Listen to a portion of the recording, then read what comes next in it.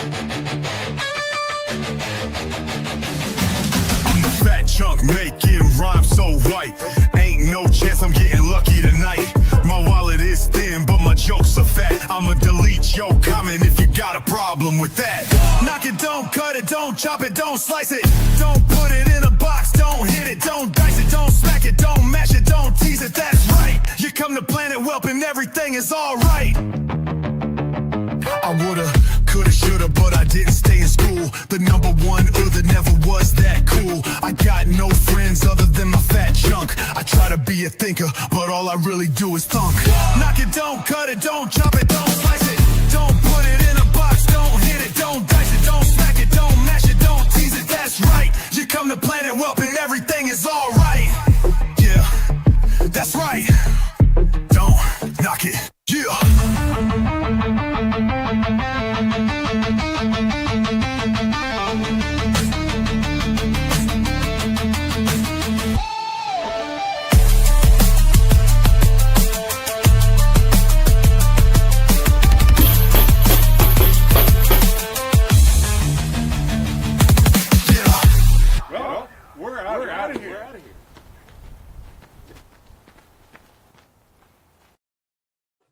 Well, we're here. Hi, guys. Today I'm joined by Gerardo We, and I'm so happy about it. How are you doing, Gerda? Hi, good to see you. So happy to see you. Thank you for being here. Hi, No, Badizi. Your people are already here. I love it. Thank you for having me. Thank you for being here. I did my hair. You did your hair? Yeah, just for you. Oh, what does that entail? You can't tell this the one. Well, I did notice. It's like why are you laughing? I did my hair. Wait, the curl? You don't like it? No, I love it. So okay. It's that one. No, put it back. Oh my fuck. It took me. It's a great look. I love it. Oh fuck. I was wondering, do you like mustaches or no? That's an interesting question. I think most women have the same feelings that I have. Is that and also this, I'll just throw it out there. I had acne from like I don't know, 12 to like almost 30. So like anything around my face would make me feel like it would like, you know what I mean? Like kissing a dude with a beard would be a thing. I think they look nice on men. It's funny you ask that because I've always said like I'm not like a beard guy girl, but I literally ended up dating someone that had a beard, and I noticed this is a very true story. It was like 2 months into the relationship, and I was like, I really actually never noticed. Oh wow! I think when you fall in love with somebody, or you get into somebody, it doesn't matter. You know what I mean? Yeah. Do you like girls with beards? I do actually. So I was gonna bring that up next, but like I like it when it's like they don't. I like when they're self-conscious about it, where they know they're growing a beard, but they'll try to shave it all the time, but it grows too fast for anyone else. You know, like I like a girl with a little bit of chin hair, like right here. That's so weird that you say that stuff. I went to school with a girl that she had those two. She just had 3 though. Oh, don't ask me how many times I counted them in class. We went to high school together. Like 3 or like 3.5 or 4, but she also had 4 on her neck. Oh, I mean, don't be mean. I thought you were into that. No, I'm all right. I'm okay. I don't like having a mustache, but I started a church, so I was growing the mustache. I thought we weren't allowed to talk about the church. Oh yeah. Well, the church is, there's some. Yeah, it's fine. We could talk about the church. I'm putting the church on hiatus because I feel like I came up with one of the best names for you. Did I say Papa Kiwi? Father Kiwi. Yeah. Daddy Kiwi. Tell us I like about your it. church. My church is it's basically it's not written. Everything's on YouTube, so it's like there's only 2 sacred texts out right now for the church. There's only 2 sacred texts. Yeah. Is one of them have to do with a kiwi? No. Is there a place we could find the sacred text? Oh yeah, on my YouTube. You have to worship. You have to subscribe and stuff like that. Can you give us like a cliff notes of the first 2? A lot of grocery store talk. It's like stuff that I see happening in real life, and like I make parables of it to help you with your everyday life. But I go to the grocery store a lot, so it's usually stuff that happens there. Does that give us the perfect segue into refrigerators? Ooh, yeah. I go to the grocery store a lot. Mm-hmm. Read what we were talking about right before this, or no? Go ahead. Sorry. Yeah, I have a fridge it's not small. I mean, it's there. I have it right here. It's a nice size fridge.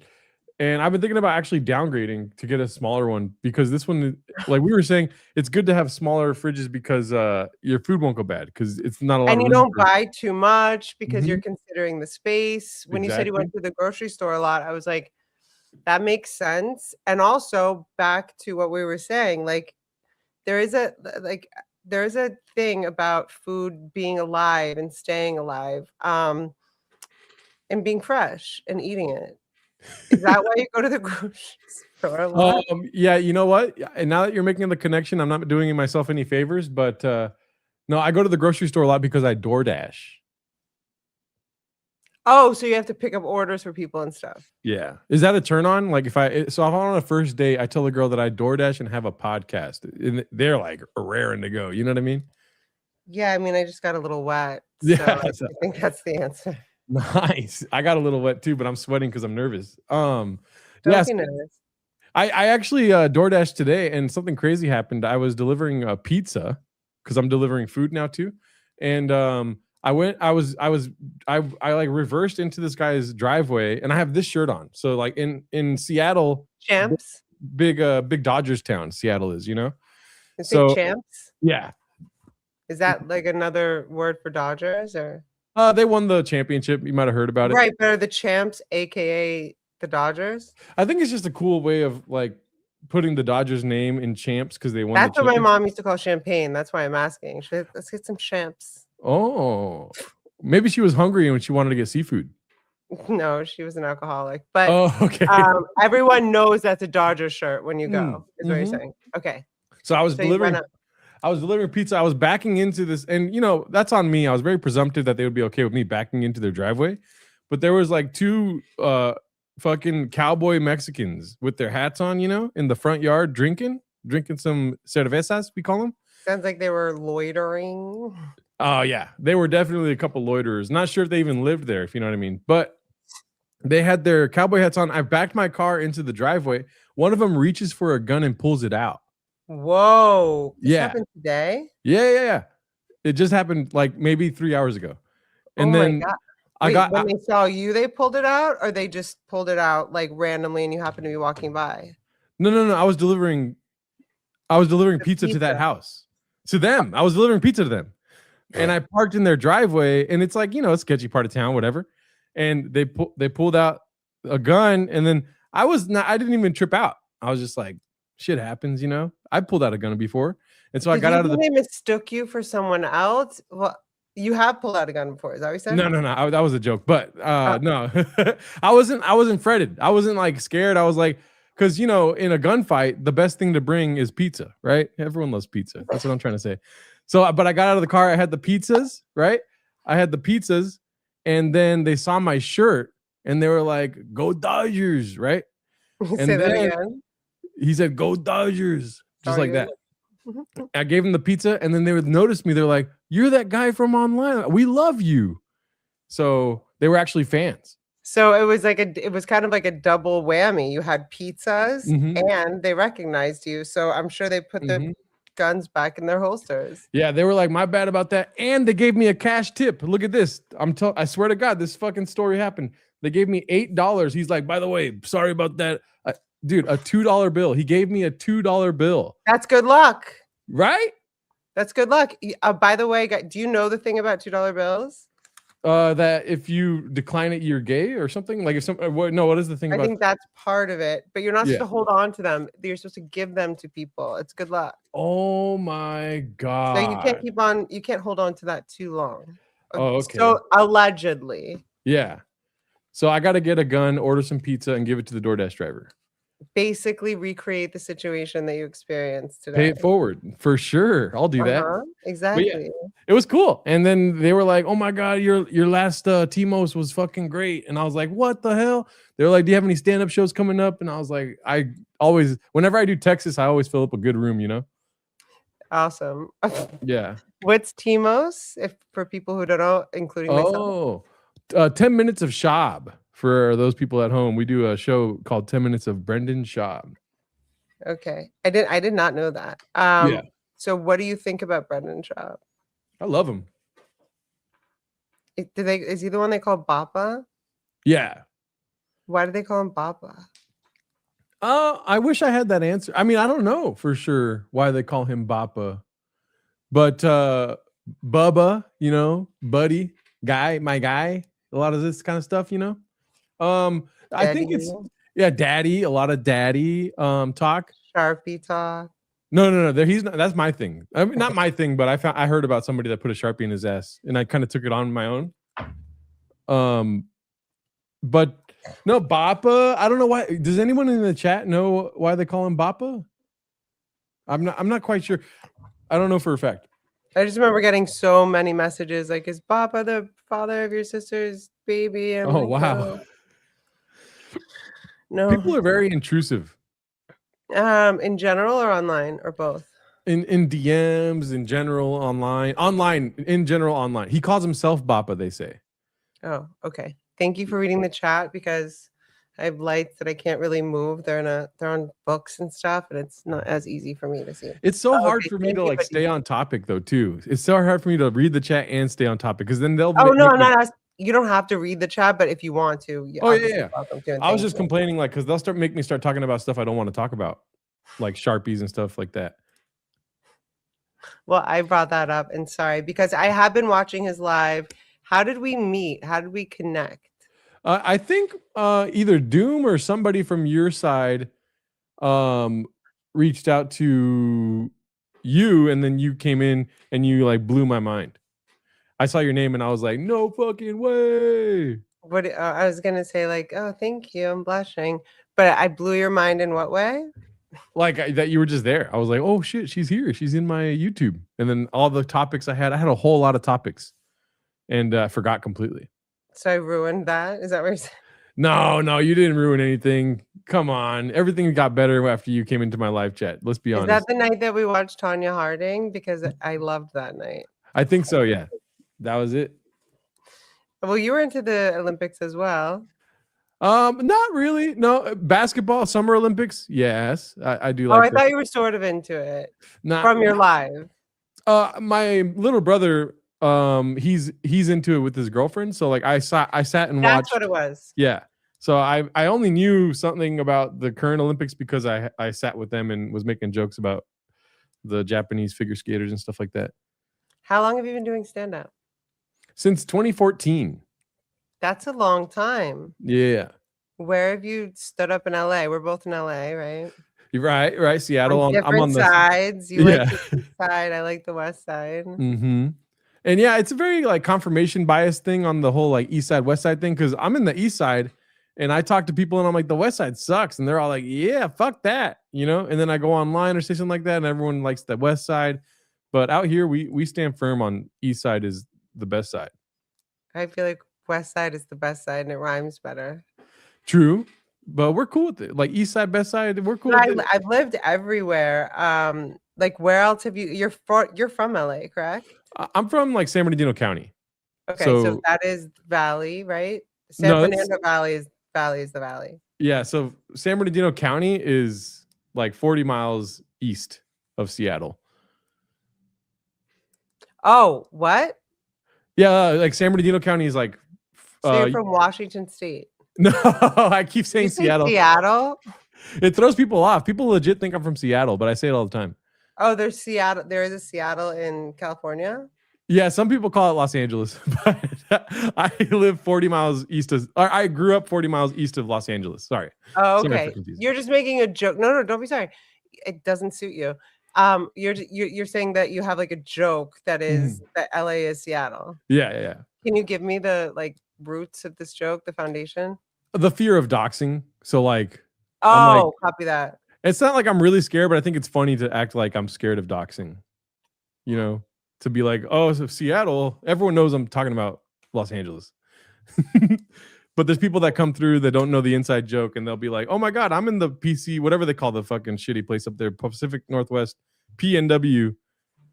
And, you know, I think you have a lot of like one thing I noticed. Oh, and this is how we met. I woke up to a text and someone was like, would you go on this guy's live stream? He's really funny and cool. And I was asleep, obviously, when the text came. And so I checked you out like the next day because it is a person I like and respect. And I found you to be very funny. You have a lot of you have built a really cool community. And to your Seattle situation, I'm sure the fish is great up there. I've been to Seattle and the fish is great up there. Have you had fish lately? Lately? That's a good question. No, my friend asked me to go get sushi today. My best friend that lives out in San Bernardino County.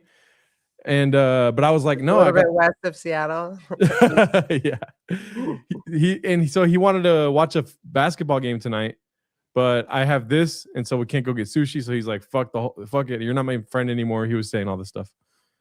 Oh no. Now you blamed me for two things in less than like 10 or 15 minutes, right? Yeah, guys rule, girls drool is what I'm basically here to say. Guys rule, girls drool. If that was the case, wouldn't you be watching basketball and having sushi? You're right. Yeah, you just look at that. Fucking, that was 4D chess right there.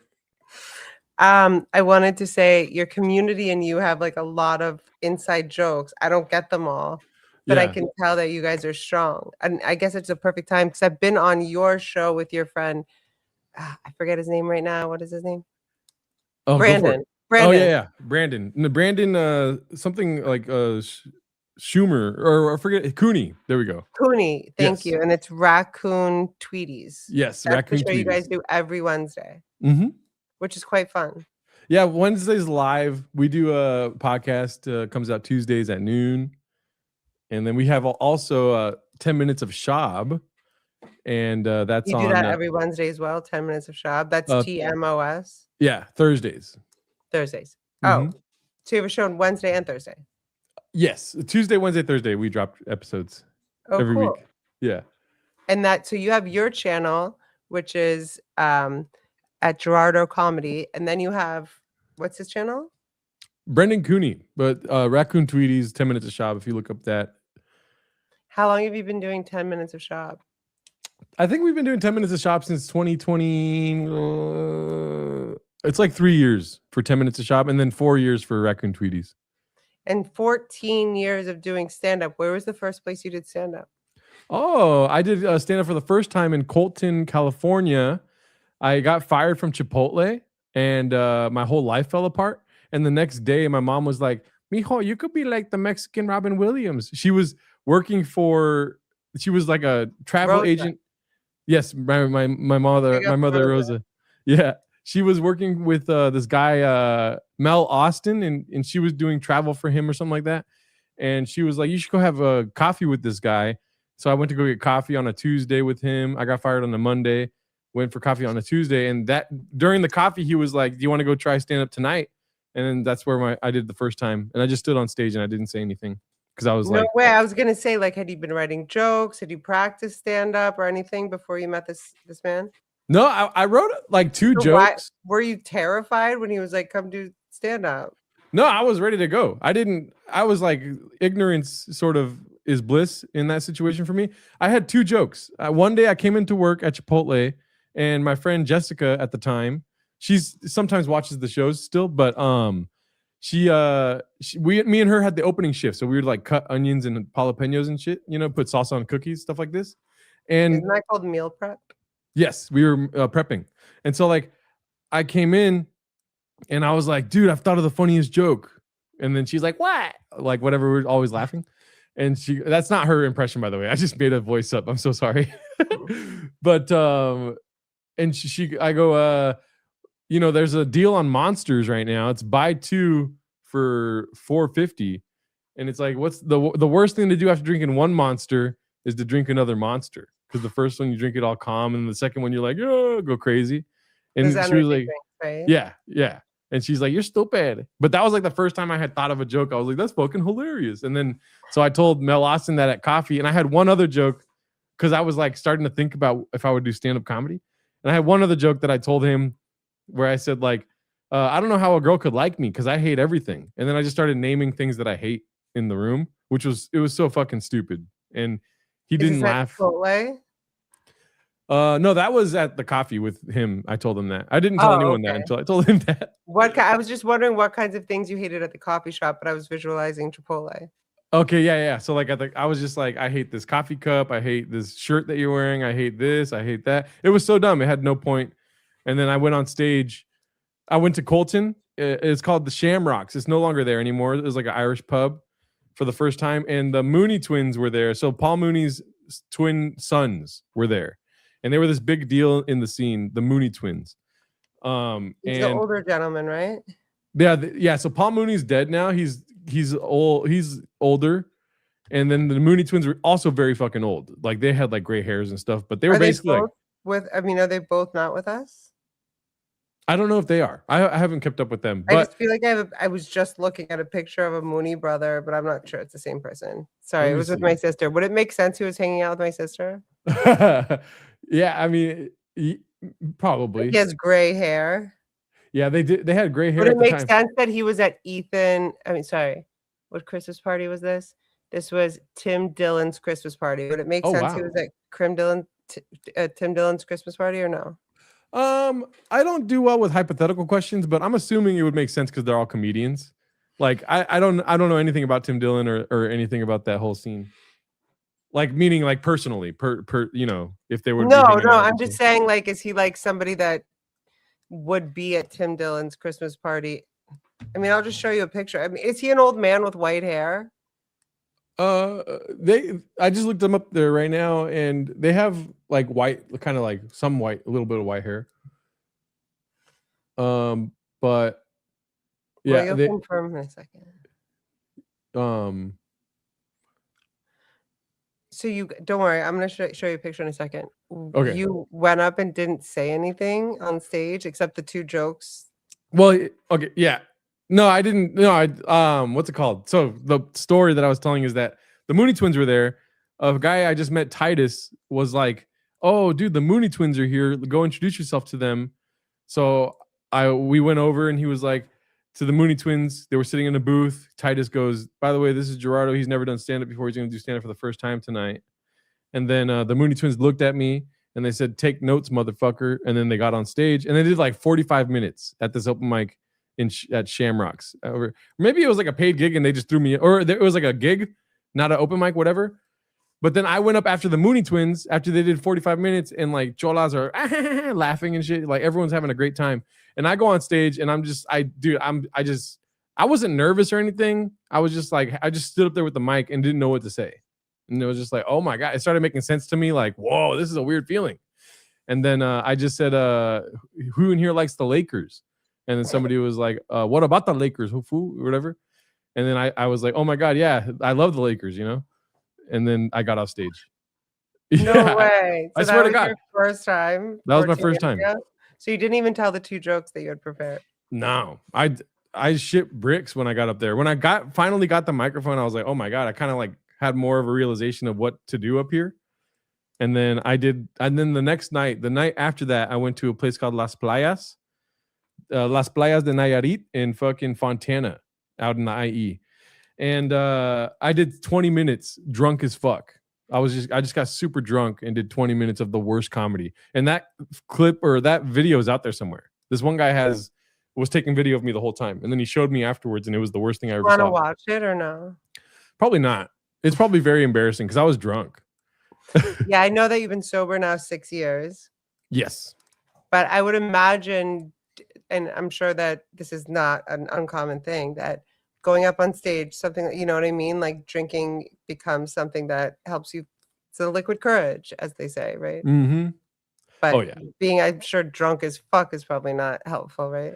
Yeah, I didn't understand what doing stand-up was like as far as like the protocol of it. Like I thought I would get there again and then just get put on stage after like the next comic or something like that. That's what my ignorance was.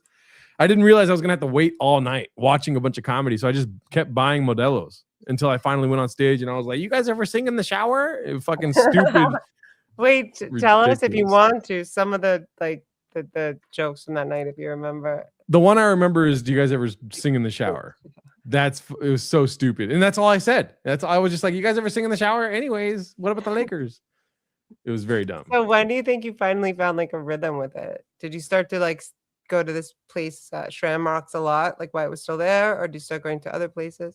I went to Shamrocks once, and that was the first place I ever did stand up. And also, when I was on stage for the first time I ever did stand up comedy, there was, like in a business park, the ceiling has like tiles, like the ceiling tiles, like In a at business park. yeah, like an office. You know how the ceiling has like Oh yeah, like styrofoam with tiles. the those lights that are not good for us, fluorescent lights. Yeah, the one of the ceiling tiles, like water started shooting out of it during my first set ever. It just like water Wait, poured this out. was the first set at Shamrocks. Yeah. And then the bartender pulled out a ladder and she said, "Keep doing your skit." And I wasn't even saying anything. I was just standing on stage. She said, "Keep doing your skit." And she got the ladder and she held the tile up with her hand like that. And then was like The whole watching me time you were bomb. I I wasn't even That's talking. I added was just pressure because that's the night you didn't talk besides do you like the Lakers, Mhm. right? Yeah. So that might have added to your pressure, right? Yeah. I mean, I was I mean, you like, have a woman there holding up a literal piece of yeah. tile on the ceiling so that the I water didn't really doesn't last come that down. long. I literally did like a minute. I literally just stood up there. That all happened in a minute. It was like they let me go on stage. I did terrible. Rick Rome was the host. He's like an IE fixture, this comedian Rick Rome, and he has this ridiculous laugh where he's just like, huh, huh, huh, huh. He was standing in the back just going, huh, huh, huh. And he eventually sounds just lit kind of me like and a I walked off. seal. Yeah. Whitney, what? What'd you say? I just like walked off after Oh, I thought he said he something gave. about my sister. Oh no. Whitney, I never really liked Whitney Cummings. I stand strong on the fact that I never liked Whitney Cummings. Okay, so I thought you were a fan of hers, and Never, then not you once. Never. and then you changed your mind, as many people have lately. And I'm not here to, like make this about my sister at all. But so why? Why do you not like my sister? I don't want to be disrespectful or anything, but I did not like her at all for the longest time. Like just everything I saw with her in it, I was just like, she sucks every time. I never laughed. I don't find her amusing in any way, shape, or form, and it's only gotten worse. And again, it could just be a confirmation bias, and I'm like very what is it called, theatrical about it, like stubborn, where I'm just like, I just fucking can't stand her, honestly. Is it because of the things that she's been doing lately, or because of like just in general? That she's not Obviously, funny. I am biased because she's my Yeah. little sister. Yeah. So people are like, "Did you?" And let me just tell you guys, I'm gonna say, because I'm not holding back about anything with my sister. When she got into stand up, and I would go to her shows, she would always make me sit in the back of the room, Yeah. like the furthest back corner. Are you agreeing because you think that's normal, or?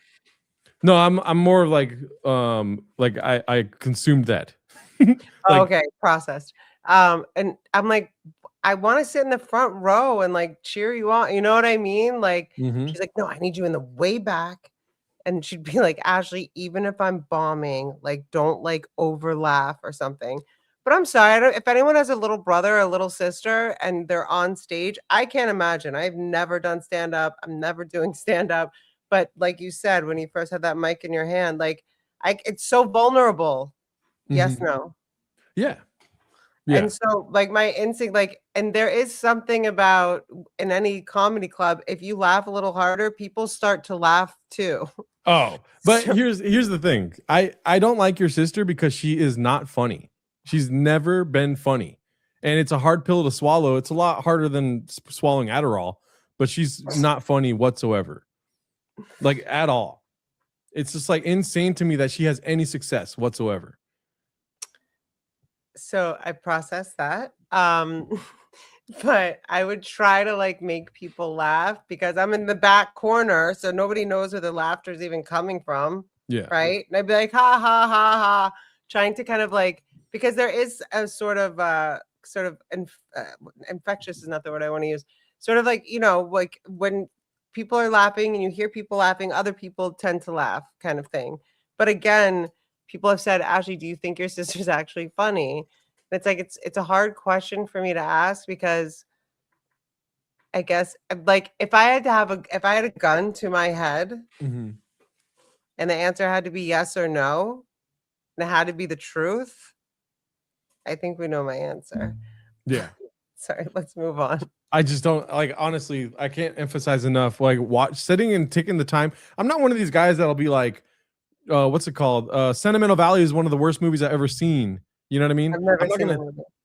right. See, like, so if I hadn't seen it before, I'm not gonna say that's a terrible movie. I'm gonna watch the movie and then I'm going to articulate why I don't like it. No, that's another thing you strike me as. There's a lot of things I really like about you, but you strike me as a person that figures things out for themselves, that looks things up for themselves, that wants to see and wants to know for themselves. And I like that. I think that's cool and rare. Yeah. And so I watched Sentimental Valley last night, and for sure Hamnet's gonna win. Sentimental Valley? Sentimental Value. Sentimental Valley. Okay, the movie you were talking about. And Hamnet for sure is gonna win the best picture. Oh, we were talking about the Oscars before. Yeah. Mm-hmm. I love Hamnet. Hamnet's one of the best. I'm gonna watch it tomorrow night. I'm excited about it. You already saw it. I did. It's so good. I'm gonna watch it. You're watching it again. Okay. Yeah. Best thing I've ever seen. Because it's up for an Oscar. Not just because it's up for an Oscar. I mean, I love William Shakespeare. You don't like Shakespeare? I love Shakespeare. It's not Hamlet. It's Hamnet. Yes. Why did they change the N to an L? Okay. So do you mind if I spoil the movie? No. Does anyone else mind? I'm sure we're fine. Spoiler alert. Spoiler alert. So Hamnet was the name of one of his children. Like he had twin kids. Guy and girl. And in the movie, I don't know if the movie's true to what happened in real life, but his son died, right? And so like Hamnet died. Yeah, and then right when Hamnet died, Shakespeare was like, "Cool story, bro. I'm gonna go to London." And his wife was like, "Are you fucking kidding me? You're gonna leave me? Our son just died. You dumb fuck." And then Shakespeare's like, "Bye," and went to London. And then he started writing Hamlet. And then his wife comes to see the play, and she's like, "Oh my god, it makes sense." Oh my god, Shakespearean to just switch. I was like LMNO, so just went like 2 letters over. He went. Yeah, right. So 5. Well, I don't know if you know, but Hamlet is, or Hamnet, or whatever the fuck it was, some sort of like Dutch prince that had some issues in life and shit like this. I didn't graduate. Know about him. Yeah. He didn't graduate, or you didn't graduate? I didn't graduate college, so I don't know what I'm talking about, but I don't college graduation. I mean, a college diploma, I don't think makes somebody more or less valuable in terms of source information. Well, that's the thing. See, when I go on a first date, the first question I ask is, "Have you graduated college?" And if they say no, I'm out that door. I say less. Well, let's get back to that. Whatever happened, you were asking your chat, and I was on there for a little bit. What happened with your ex-girlfriend? Oh, yeah. She was what a basket case, right? No, stop.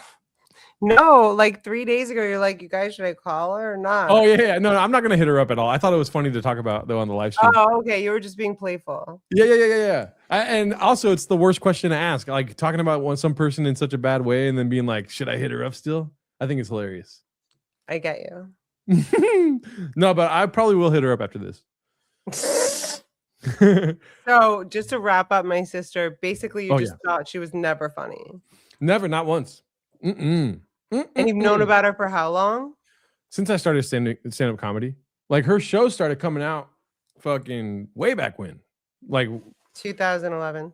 Yeah, right. So I knew she was around after I started doing stand-up, and I don't know, like usually I know the first time I saw Damon Wayans perform like live, it was amazing. He was fucking hilarious. He did great. First time I saw Dave Chappelle perform live, I was like, "Oh my god, what the hell?" And then others, heart, Dave Chappelle, he's so sweet. Like Caleb Huron, he's big now, but I remember the first time I ever heard of him or seen him was live on a show, and it was amazing. It was incredible. Tim Dillon, first time I ever seen him was live at the Chatterbox way back when. Amazing. And like that, I remember those moments of hearing. There's such a difference, right? And I can tell you've hung Yeah. out in comedy clubs and stuff. There's such a difference when you see people do their thing on stage and have the microphone in their hand than, and like you can to an extent, I think, tell from like specials and things like this, but like just seeing this like raw talent and Right. feeling But like the what I'm more energy of the commenting room. on, what I'm more commenting on is the fact that when I don't remember ever hearing of Whitney Cummings for the first time. That's how unfunny she is. So like to juxtapose, yes, fuck, Juxtaposition. god damn it, I got the word wrong. But to juxtapose the fucking like greatness compared to Whitney, it's like I'm glad I don't ever remember seeing her for the first time. She sucks ass. She's the worst fucking comedian I've ever seen in my life. Sorry for cussing. I don't know. No, it's fine. I don't know why I'm like thinking about that song like for the first time. Do you know what song I'm thinking about? I don't know. It's silly. Anyway. You want to know something funny? Actually, something funny actually happened today where god damn it. Besides the pizza and the Glocks. Right. What else happened? So I was driving my kids to baseball practice and I was listening to, for the first time in a long time, Fleetwood Mac's Dreams. You know that song? Can you start it? Now here we go again. You say you want your freedom. Yeah. Something. Right? I was listening to that. It's been so long since I listened to that song, right? Mm-hmm. And right when it goes to the first line, and here you go again, you say you want your freedom. I get a call from some chick, and she's just nee Delta, nee Fauci, right on the phone with me, just going on and on and on and on. And then I was like, oh yeah, and I'm not mad. I'm retelling the story now, and I'm just like, oh okay, oh whoa, that sucks. Yeah, she's a bitch, whatever the hell, right? On the phone with her about. And then, how when you hang up the phone, the song will play again. And then it's like a little bit more. And I'm like, oh, this is where I was at fucking 30 minutes ago before she called me. And then I'm listening to the song and I'm like, yeah, now who am I? I swear to God, I got another call from a different lady. And she starts going on. And I'm simping over here just like, maybe if I listen long enough, she'll fucking suck my dick. You know what I mean? And then, but no, there is no like, what are you doing right now? It was just like, okay, I got to go, bye. And then I go back to the song and I'm like, God damn, can a man just enjoy his song? The second girl calls me back and keeps going. Can you believe this? Next thing you know, I'm pulling into some guy's fucking ranch. He's got a cowboy hat on, pulling a gun on me. Can't even have a good fucking Friday. You know what I mean? Just like, sorry. Well, it is Friday the 13th. Maybe that has something That's to what do it with is. This is the worst Friday the 13th I've ever had. Well, it's almost over, so don't worry. But I am nervous for you because they say bad things happen in threes. So I'm like, yeah, the two chicks, mm-hmm.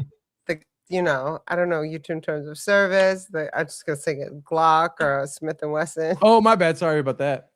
Oh no, don't be.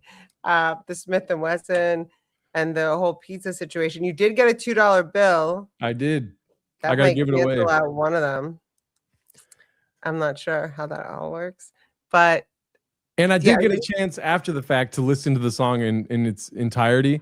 Did you start it from the beginning, I hope? Yes. And I refrained from ripping off any of my clothes.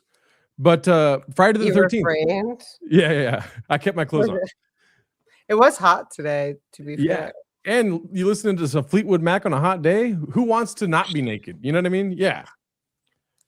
But so Friday the 13th, great topic here. When I was a kid, my parents' anniversary is September the 13th, right?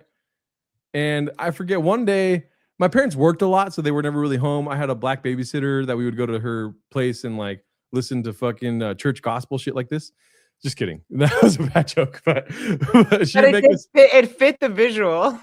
Yeah, she would make us praise God with her and scream and speak in tongues and shit. But so one day it was Friday. You guys weren't doing like voodoo and sacrifices. I feel like you're fine. Yeah. We're good. One day it was Friday the 13th, my parents' anniversary, right? And my dad was getting home late.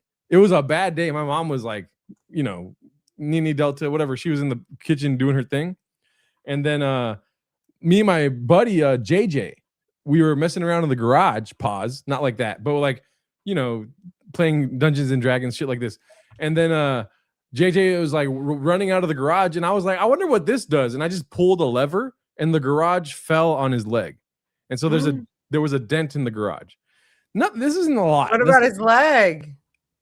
Fuck that guy. I don't know if he's doing good or what, but I'm just kidding. And then so get this. There's a dent in the garage. My mom's inside upset. Nothing really bad happened. Like that's not a bad day.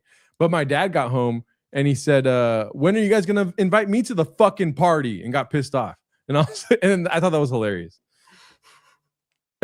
Just because there was a dent in the garage and my mom was mad. There's so much to unpack there. Yeah. If there was a dent in the garage, there had to have been some damage to your friend's leg. Why do you not care? I can give a fuck less.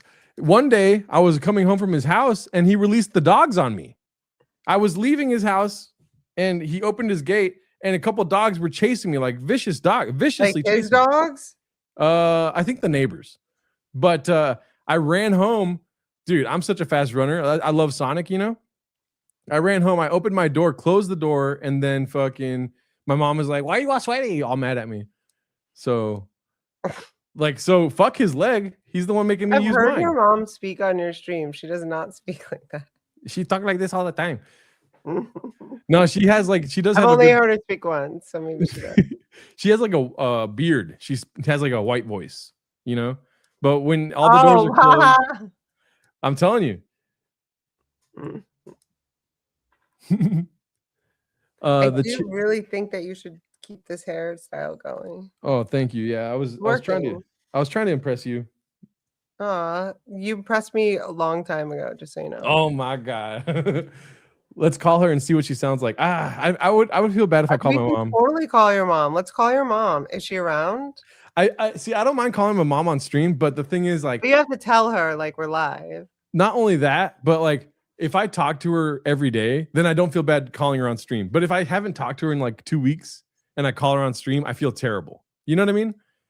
I do know what you mean. Yeah. Have you not talked to her in 2 weeks? Is that what you're saying? I haven't talked to her in 2 weeks. She's been traveling a lot recently. So when she gets back home, she'll call me and be like, why don't you ever call me anymore? You know? But DZ thinks you should call. Well, she was interested. She was like, is that Whitney Cummings' sister or something? It was funny that you saw that thing. That was another reason you came on my radar when people were protesting my sister for the Daily Show thing. Oh, yeah. You did a stream about that? Yeah. They went around the Comedy Cellar. My sister's tricky. I don't know if I want to say anything at all about her besides that she owes me money and I hope she'll pay up soon. Yeah. I mean, we're all sick people, right? That's the way I see it.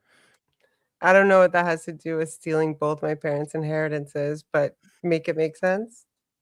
Yeah, I mean, she just sounds like a sick person. That's this is how I deal with my life. I go through life and I'm like, oh man, that guy just cut me off. And then I go in my head and I go, oh, we're all sick people. You know what I mean? When I was younger, I put a Sharpie in my ass. Well, there is a saying that you might be familiar with. Some are sicker than others. There you go. See, there you go. That's there. So you're starting to get it. I think you're very funny. And what is Delta and Fauci? Those are code words, I feel like, or inside things that I don't know. Oh, it's like when the Latinas. I know who Fauci is. He's a man that disappeared. It's when Latinas just are mouthing off. You know what I mean? Nini Delta, Nini Fauci. What is going Baja? Oh, going Baja mode. So some cars have or what kind of, or I don't know if you want to say this, but I drive a Prius. Okay, I drive a Jeep Liberty. There you go. Does it not have you drive a Prius? Yes. That's very LA of you. Yes, thank you very much. It's also I don't need to compensate for anything, if you know what I mean. My TV in my room is 10 inches. It's not even big. It's tiny. Okay. Say my fridge. So you measured your thumbs. Can I ask you a question? What? So there's something I've been trying to figure out forever. And basically any man I feel safe with, I ask. There is a saying, or there is a thing that a man's member is their thumb. Their thumb plus their thumb. Oh shit. No, sorry, a thumb, their thumb plus a half of their thumb. So Ew. if you put your thumb here and then put the other half, is that about accurate anatomically or no? No, it's a lot skinnier than that, but it's what's it called? Mine's more like a squirrel with a Sharpie inside of it. It's like if that sort of length. Wait, Yeah. that doesn't make sense. Wait, your member is more like a squirrel with a Sharpie in it? Yeah, like in its hands, like about to fight off another legion of squirrels. Yeah. Sorry, I don't like making sense. You know what I mean? And then so No, like I like it. It's funny. I don't totally like sorry, go ahead. yeah, like I don't like making sense. Like my what is it called? The co-host, Brendan Cooney. He's Mhm. all about making sense. He's connecting the dots. He's like that fucking meme from It's Always Sunny. You know, it's like look Which at all the means dots, they connect. I like just making dots. You know what I mean? I just like being like throwing it out there, you know? 100%. Yeah. I feel like we didn't finish about your church. Did we finish about your church? Yeah, the church, I honestly I'm gonna give up. People suck. They don't people like Wait, you just started 2 weeks ago. You said no? right. But here, do me a little let's do a little improv game here. Okay.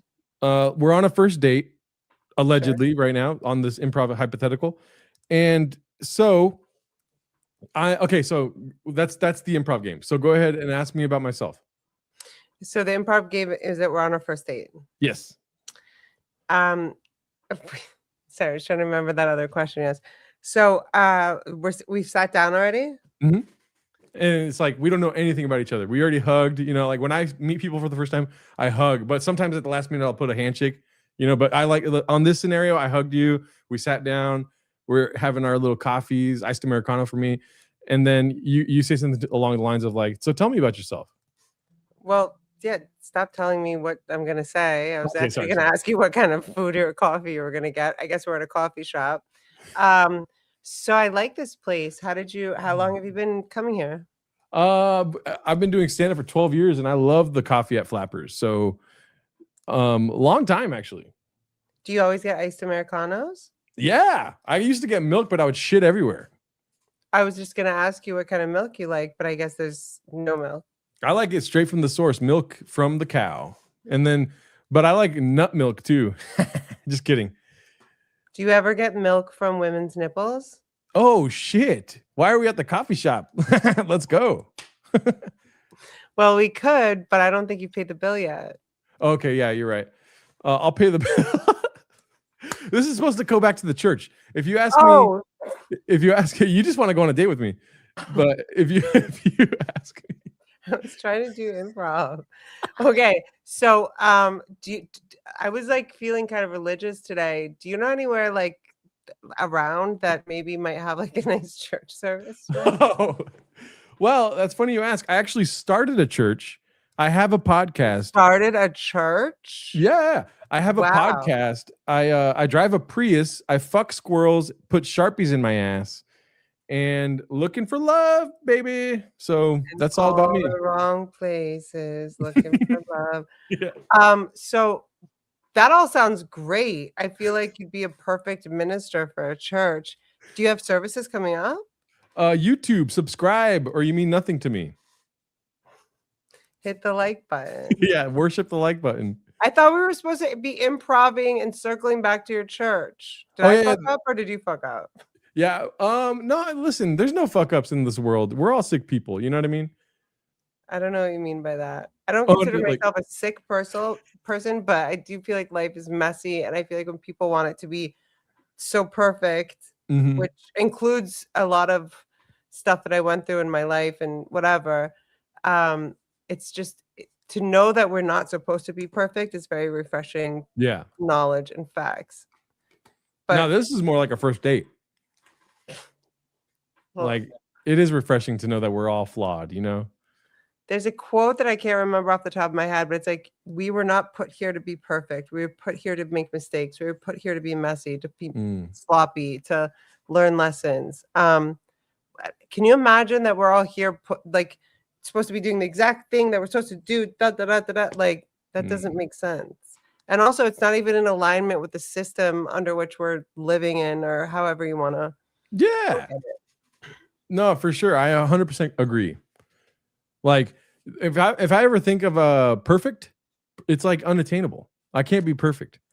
I try to keep that word out of I say it because my mom said it so much, but I wrote this, like I used to do this blog thing a while ago, and I wrote something called Bulletproof and Perfect. And it was directly from a TED Talk I saw by Brianna. She's so funny.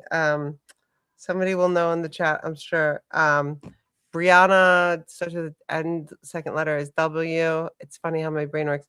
She had a TED Talk called Bulletproof and Perfect. And I wrote a paper about it. And I was just like, we're never bulletproof and perfect. Yeah. So like for you going on 14 years, going to do stand-up, like it's going to happen how it's going to happen, right? I'm sure you've had many, many amazing shows in the last 14 years since then, but we're never bulletproof and perfect. And I feel like that pressure or even that thought of wanting to be bulletproof and perfect or thinking that we could be, whether it's going out on a first date, which we're on right now, right? Or whatever. You're never going to be bulletproof and perfect. So and that will stop us from having experiences that we should have, I believe. Yeah. Yeah, 100%. Bulletproof? Maybe we can be bulletproof, but perfect. Like a vest.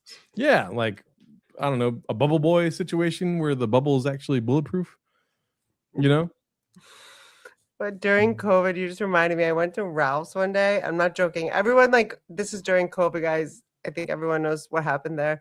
I don't have to explain that.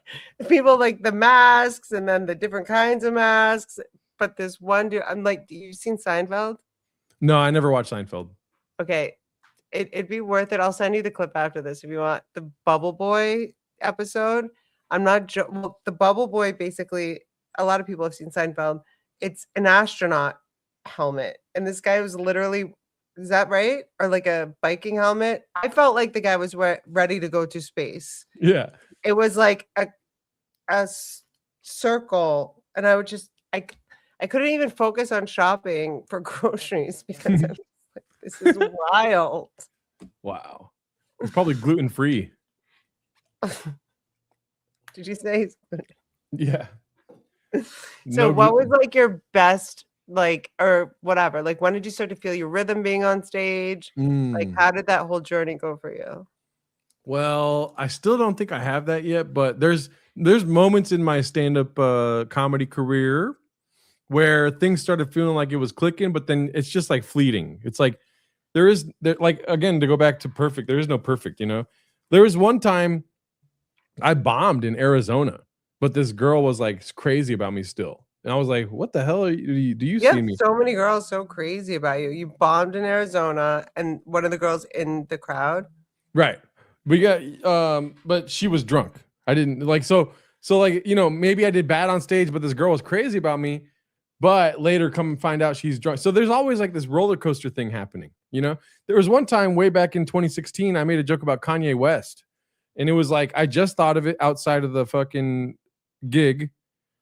I did it on stage. And it was like, I thought I had cracked the code. I was stoned as hell. I was drunk, whatever. I did the joke. I had it filmed. And I was like, oh my God, you know? And then that was like a big moment for me. That part was like, oh shit. This feels different. Like it feels like a different thing. And then when I got sober in 2018 from drinking and smoking every day. Awesome.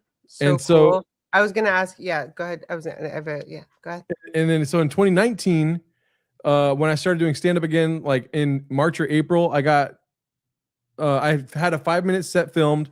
Somebody randomly told me to submit for something and I did. And then for 102.7, what is it? No, KLOS. A radio station? Yeah. KLOS? I could be wrong. I listened to KLOS as a kid. 108.7, I think. Yeah, right? Yeah, so one of those, it was Kevin 98.7? Something like that. It was like Kevin one of the cool, there's like 4 or 5 cool stations in LA, guys, for some weird reason. KLOS I listened to a lot as a kid, but I think it was Kevin and Bean. They had like a April Fool's sort of competition in Southern California. and I was like one of the 10 selected from that 5-minute clip thing. And that was a trip. And I got a bunch of people that followed me on Instagram. It was so weird. And then, I don't think so. They liked you. yeah, but I was newly sober. Like, keep in mind, when I was not Oh, sober, right. Yeah, a copy. there was no like inspiration or anything for me to do better. I was just getting fucked up every night and doing this thing called stand-up comedy. But I started writing every day and stuff like this when I was sober. And I started being funny, actually. I wasn't like just like on stage mumbling and shit.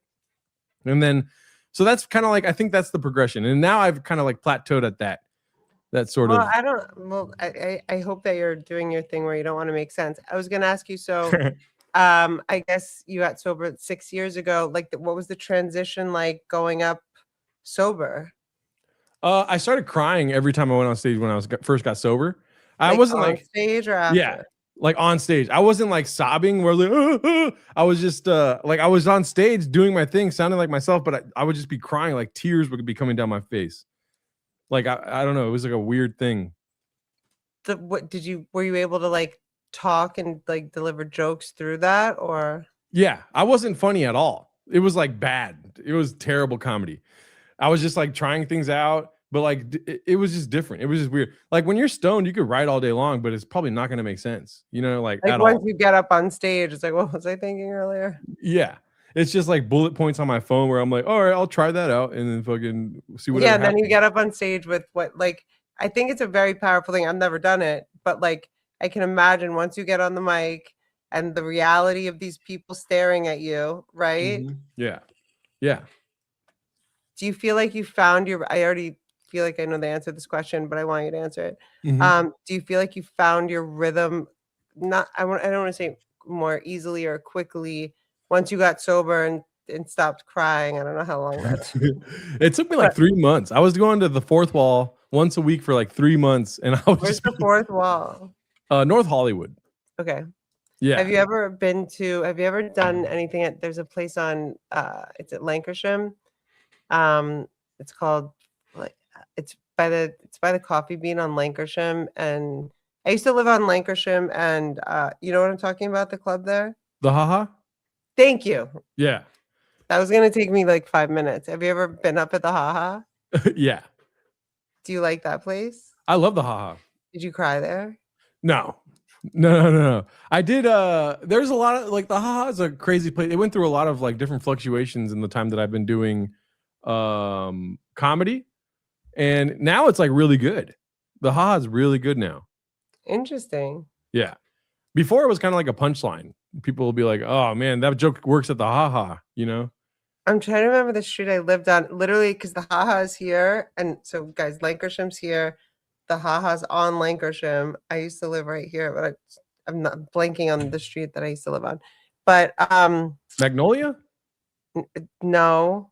So if you go, so the Coffee Bean is on something Lancashire and something, and then there's a church there with the Mother Mary, the Virgin Mary. It starts with an S. I want to say Schofield, but that's not the street. Anyway, that's not important. But on the way to Starbucks, Coffee Bean, I would always pass the Haha. It's on the way. And so sometimes they would have people standing outside and like have lines, because I would go to Coffee Bean like all day. At that time, I wasn't drinking alcohol at all. And I was just like, what is this place about? But it always seemed like, how do I say it? It seemed like a targeted audience. Mm. Do you know what I'm talking about? Like homeless people come watch comedy, or no, like, I don't know. Maybe they did have this. Do you remember this? So this is circa 2017. Did they have like Latino night and like melanated night and like yeah, they did? Yeah. There were themed nights, and I just felt like none of those nights would want me to even be there as like a spectator. Yeah. And then one of my girls from the Coffee Bean, because of course I call her my girl because she made me coffee. One of the baristas that was paid to make me coffee was like, Ash, I'm going to be at the Haha tonight. Like, I want you to come. I'll put you on the list. I was like, I'll be there. I didn't end up going. It's fine. We don't talk anymore. Not because of that, but yeah, but I always thought like the location was cool. I've never been inside. Oh, really? I mean, not that that matters, but what's your like? What do you like about it? Like, how's it changed? How's it gotten better? They got bigger comedians to perform there, so larger crowds would come. So before it would be like that thing that I hate about comedy shows where they like secret guests, and there's no secret guest. It's just like a way to get people to come. That's really lame. Yeah, and then I remember hearing from a girl that would stand up there a bit that the owner was very inauspicious. Is that your experience? The owner, like, I mean, it's hard because I don't know, like it's just like I don't like talking trash about owners, but the owner was like, it was a, I don't know, it's the same ownership to deal with in terms of payment, is what I heard. Oh, okay, yeah, I don't have any issues with that. Oh, good. Yeah. So, but sorry, go ahead. No, go for it. No. No, go for it. Because yeah, stop it. I think like I don't know if I've ever, the only problem I ever got getting paid was an amount, because I was featuring for a comedian and we did a show at the Hollywood Improv and they only paid like $20. And I was like, well, I remember my sister telling me like, Ashley, don't even take the checks. Like it's only 20 or $25. And I'm like, I didn't understand the point of her telling me that, but it is about 20, $25, right? I'm only speaking from my own experience. So like the show I did at the Hollywood Improv was like 20. The new one, or after they renovated it? Whenever I did the show there. In 2013, 14. Yeah, okay. Probably in there. Yeah. So like the restaurant, it's all nice. Yeah. And so I've done shows for Levity Live outside of that, which is the ownership group of the Improv, and they've paid me really well outside of the Hollywood Improv. More than $20. Yeah. And so I was like, what the fuck? $20 for this is nuts. That's crazy. But preceding like when you started, you said in 2014, what was the average like, wasn't it about $20 or $25, or it was more or less? I'm pretty sure all the major Hollywood clubs only pay that much. Oh, so other places pay more. Copy. That makes sense. Because so many people in Hollywood and LA want to get into clubs that they don't have to pay. Yeah. Right. Yeah, that's basically the sort of, I think, sentiment that they rest on. You know, like they're like, we're just gonna pay you $20 because you performed at the Hollywood Improv. But I think because you're getting I get it. Yeah. I think all of those places are disgusting. I don't like the Hollywood comedy scene at all. Do you go to the Comedy Store ever? I like going to the Comedy Store because it's fun hanging. I have a lot of friends that worked in the past or work there now at the Comedy Store. And so I like going there and hanging out. Have you done stand up there? I have, but not like Alley Room. I've done the original room for the showcase or whatever that's called, the fucking friends and family thing. No, not the main room, but I've done the main room for Kill Tony, but like I've done the what's it called? The original room for friends and family, and then I've done the belly room a couple times. Hell yeah, Dr. Mega G, day one Timos watcher. I don't know what you're talking about. Oh, the comment. He said he's a day one Timos watcher. Oh, day one. Yeah, big ups. When was day one of Timos? Whenever Gringo Poppy was dropped. But that gives me nothing. Oh, you never seen the Gringo Poppy? Mm-mm. What are we doing talking? We should be watching that thing. Just kidding. Gringo Poppy? Yeah. I have no idea who that is. But anyways, long story short, there's like I still have it here on my desk. Like the first time I ever got paid from comedy. Yeah. See, like I've got these. I don't want to show them on. I don't know if that does anything.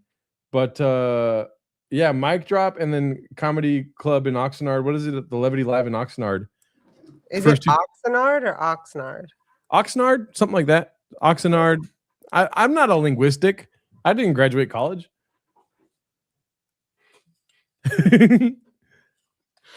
No, I'm just thinking of the way it's spelled. It's Oxnard. Yeah. So when you added the like Oxnard, I was like, maybe I just didn't know that. Oxnard. Oxnard. So they have clubs out there that you like to work at. Yeah. Oh yeah. The Levity Live in Oxnard's dope. So you just don't do Hollywood clubs because they kind of, I mean, like besides your like you like hanging out with your friends at the Comedy Store and stuff like that. Yeah. Yeah, and I've met them doing shows elsewhere. So like, but the Hollywood scene is just a thirsty scene. Like you've got to be like very thirsty. It's like when you show up, you got to talk and you got to hang. I don't want to hang, dude. I want to come back home and fucking shoot the shit with my friends or something like that. I don't want like it's not my life. It's like, you know, it is How what it many? is. Well, no, I was gonna ask you, like, how many spots do you do a week, or is it regular? Because you texted me one time, you're like, I'm doing stand up tonight and I don't feel like it, or something like that. Oh yeah, And yeah. I was like, you're gonna do great. Well, I might have misinterpreted, but you said I thought you said you were going to do stand up, and I was like, you're gonna do also whatever, but you were doing a show. Yeah. So Okay, I was so like, wait. I do have a bit that I do when I do stand up. Like I really enjoy when I'm about to do stand up.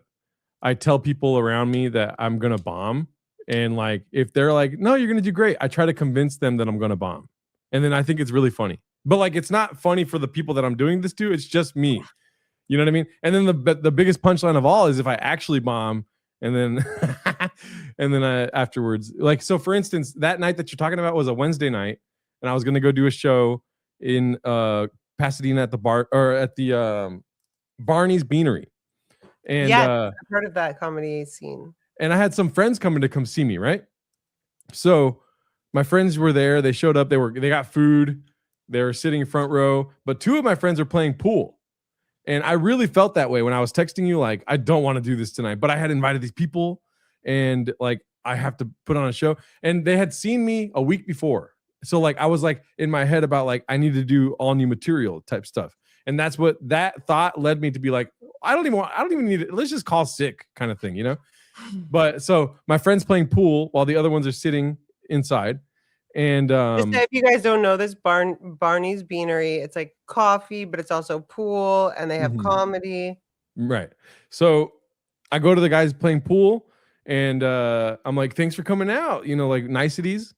And then they're, you know, it's my buddy and his girl, and then we're chopping it up, and then I walk away, and then I'm like, wait a minute. And so I turn around and I go, by the way, I'm probably gonna fucking bomb tonight, you know?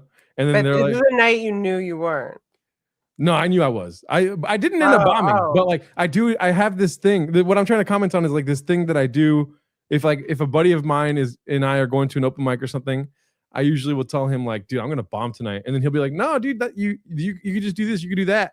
And then I tell them like, no, but dude, my grandma like told me earlier that I suck and she hates that I'm in her life. Whatever the thing is, I just like an improv game for me, like reasons why I'm about to bomb. And then they don't know this, but I'm waiting for them to agree. Like, oh man, yeah, it sounds like rough right now. Sounds like you're probably gonna bomb. Exactly. So it's like a little game that I play that it makes me feel better. Like I won. I did the thing that I wanted to do. I convinced them that they think I'm gonna bomb now. Anyway, so I'm back at the fucking Barney's. And I go back to my buddy and I'm like, I'm probably going to bomb tonight. And he's like, oh man, really? And then I just started telling him what I don't even remember what I said.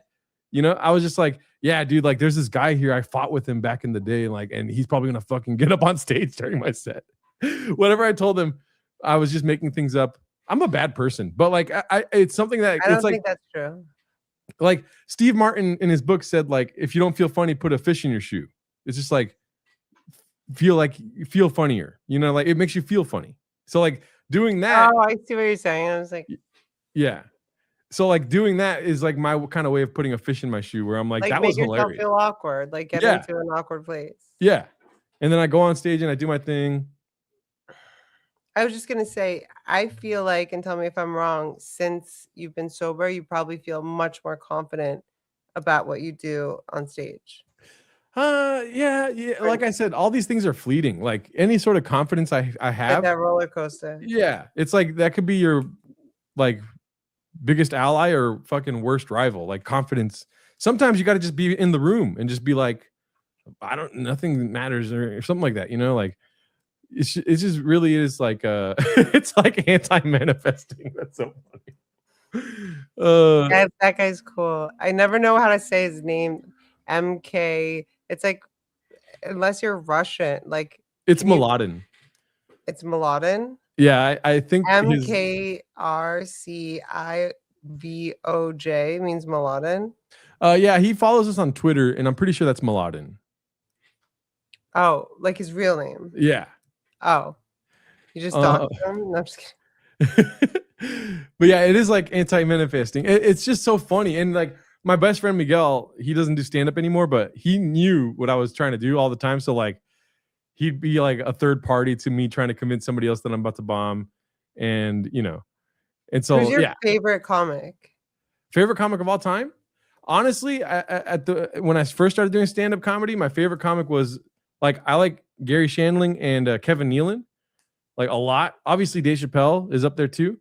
And now it's kind of like all over the place. I really do like Shane Gillis a lot. I think he's very funny. You're gonna leave Ralphie May out of it completely? I'm not really a big. I've never really watched a lot of Ralphie May. He is funny, but well, wait. Have you watched him or not?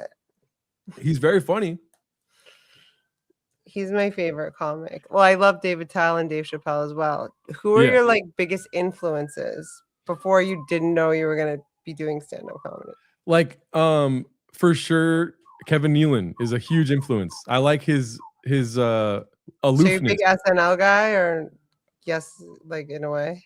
No, Kevin Nealon stand-up. Isn't Kevin Nealon most famous for being on SNL? I know he does his own stuff, but yeah, for sure. But his stand-up, when I first got into stand-up, like Robin Williams, obviously, I grew up watching a lot of Robin Williams. But as far as like emulation stuff like that, I find myself a lot of the time doing like a Kevin Nealon sort of aloofness on stage.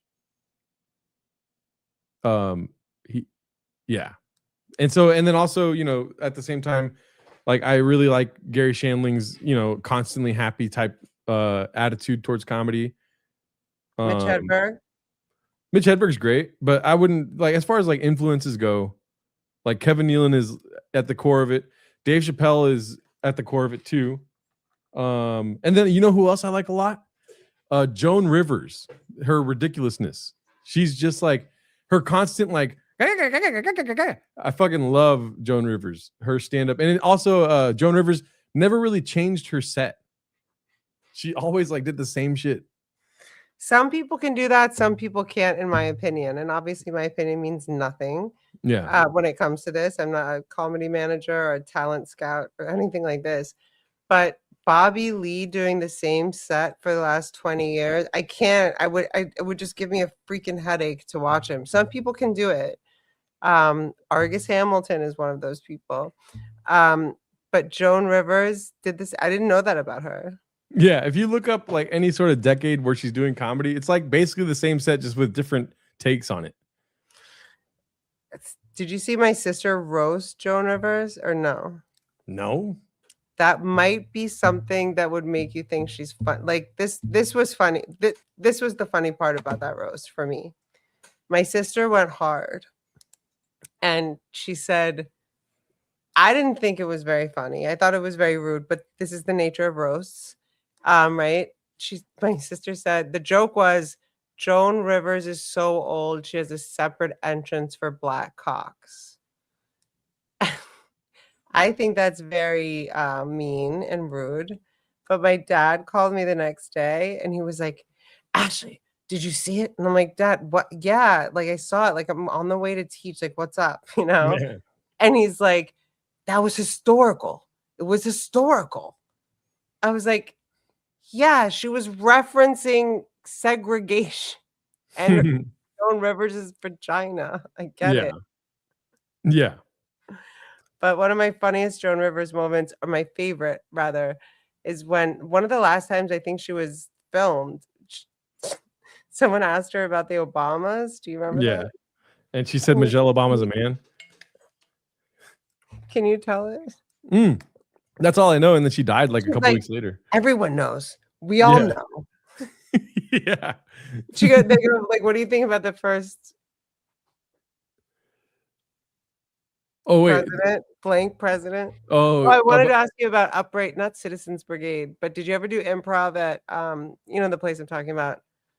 It's near you. It's on the east side. It's near the French restaurant. It's the improv place in LA. The only one. Not the only one. UCB. Yes, thank you. What does it Okay, stand yeah. for? Upright Oh, Citizens Brigade? yeah. So I was right. Yeah. Is that what I might have been what I said?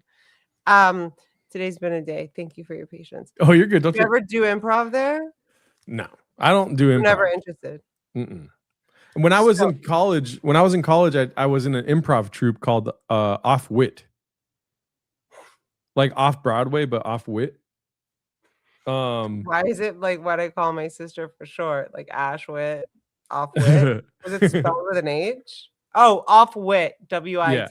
Yeah, and that was cool. Like I remember one time, we had a show. We did a show for the college, basically, like in a black box. I don't know if you know what a black box is, but a black box, like a theater black. It's just like a big room with 4 black walls. Yes. And there was a prompt. These ladies were bombing, and then I went on stage and I said something like as the next sort of group thing, and everyone started laughing, and it was insane. It was such a weird feeling. And then so when I went in the restroom, I looked in the mirror and I was like, I'll do this for the rest of my life. And then I started doing drugs. But what's it called? Funny story. Actually, you didn't know which thing you were manifesting. What's the funny story? Funny story. When I was, I think 11 years old, something like this. My parents went to Vegas a lot, so like we were in Vegas all the time. Were they big gamblers, or? I think so, but my family had a condo in Vegas in like Henderson, right? Mm-hmm. And so we would go to Vegas, and then me and my cousins would just be up to no good, like just fucking around all the time. This one night they took us to a magic show, and we went to this magic show. I wish I could remember the magician, but we were sitting like front row-ish at this Vegas comedy or magic show, and they pointed at my cousin Andy and was like, "Do you want to come on stage?" And my cousin Andy was like, "No, what the fuck, no." And then so I was next to him, and they brought me on stage. And it's a huge theater. It's like fucking multi-level. I felt like it was the Oscars. You know what I mean? It was a big ass theater. And I go on stage, and the guy goes, "How old are you, kid?" And then I say, 11 years old. And then he goes, "Oh man, you have to be 13 years old to be on the stage. So how old are you, kid?" And then I said, 11 years old. Like I was getting mad, and everyone started laughing. And I was like, "What the fuck?"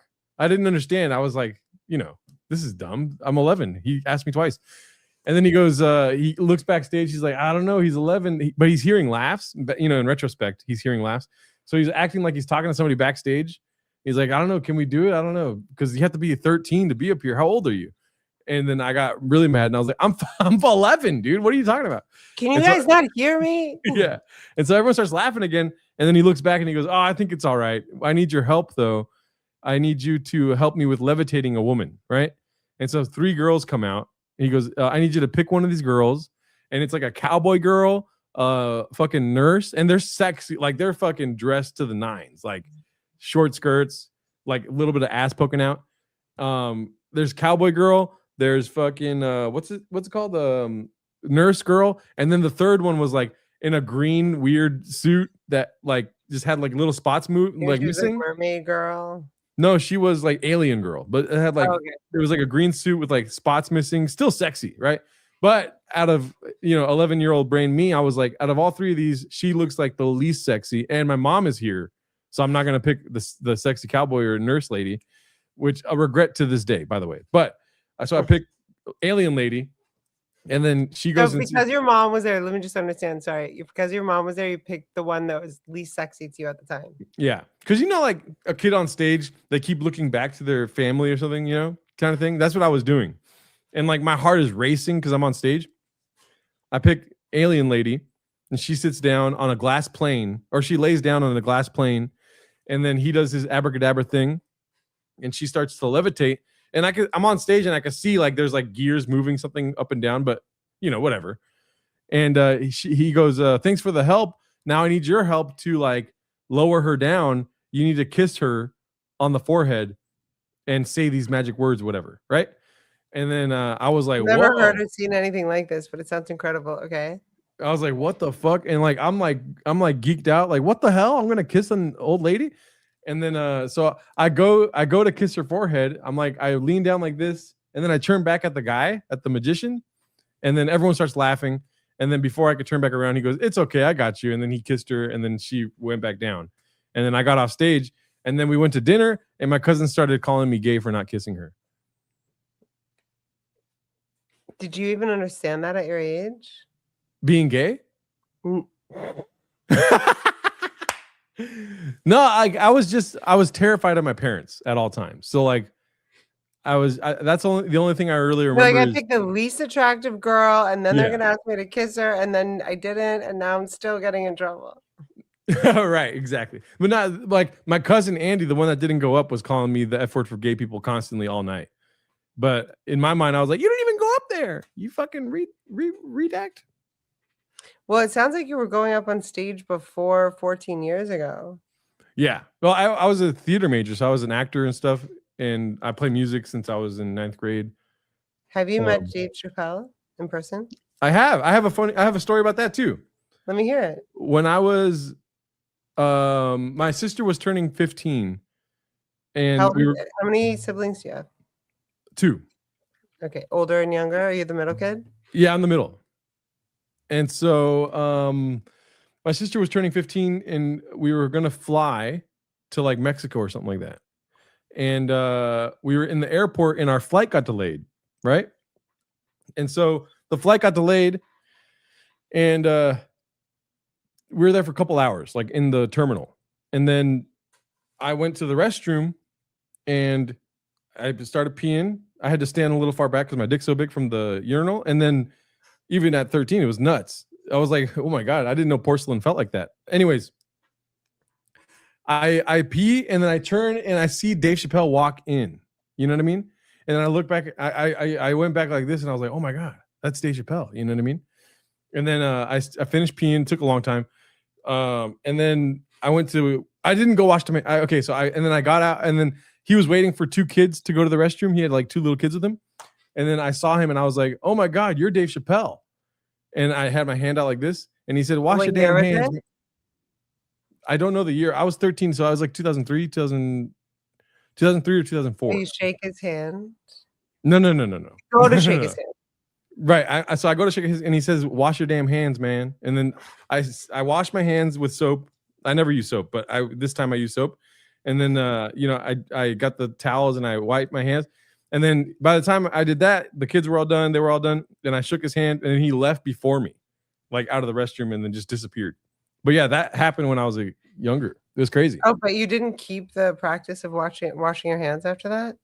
Hell no, dude. Washing your hands is gay. Just kidding. I wash my hands a lot. I wash my hands all the time. I'm making a joke. I don't want you thinking I'm a gross person. I don't think that. It was funny how you slid in that other thing. Can I ask you a question? Yeah. How tall are you? I am like, it's funny. I usually just say 5'7", but I'm like 5'10", 5'11"-ish.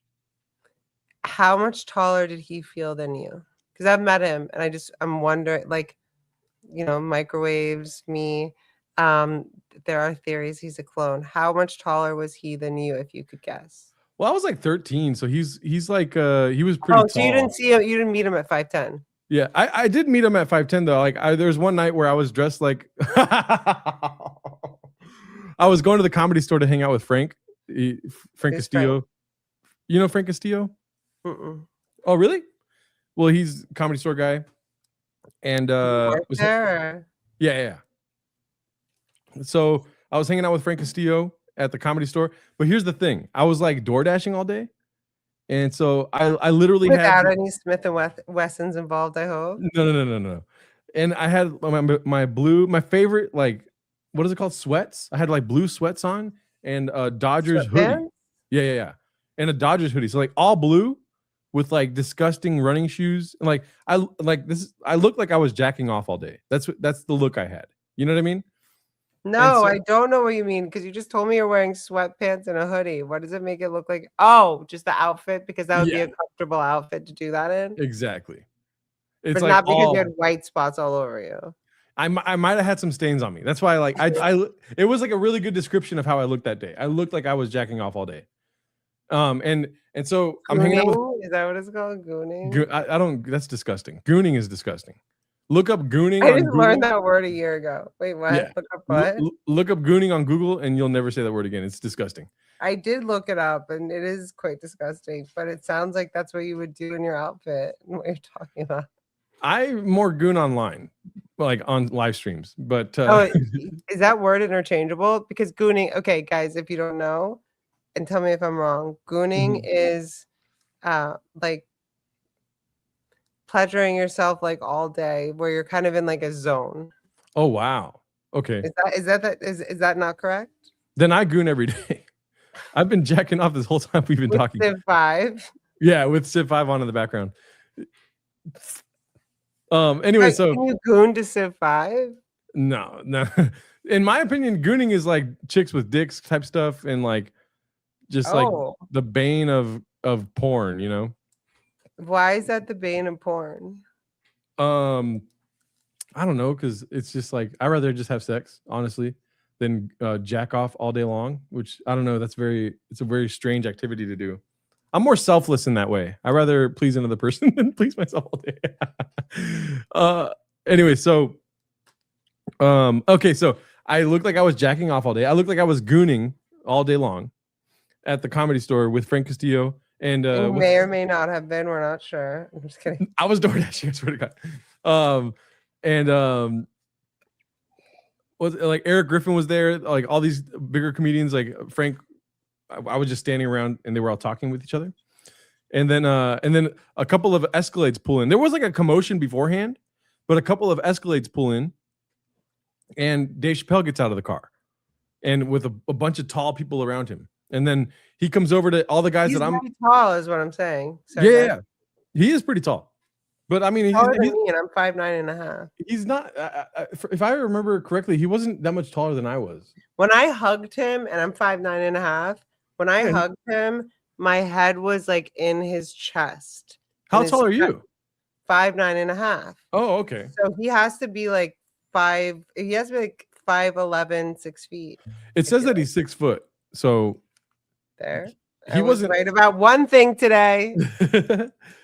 I'm a little under 6 foot. I'm like, so he wasn't like gargantuan. But here's the story is that he got out of the car and then I started jacking off. Just kidding. No, he got out of the car and he said hi to everyone around me because it was like bigger comedians.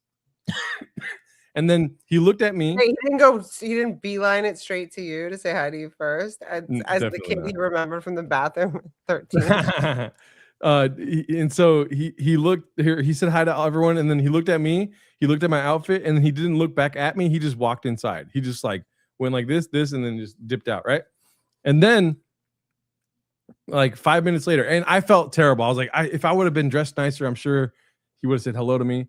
They were also like Frank was telling me that they were having a fucking what's it called? Party at Dave & Buster's with Busta Rhymes. Where are we going with this? They were gonna have a party at Dave & Buster's with Busta Rhymes and Dave Chappelle afterwards. And I could have went if I was dressed nicer. Basically, me and Frank were making this whole. Were they like, you can't come because you're not dressed properly?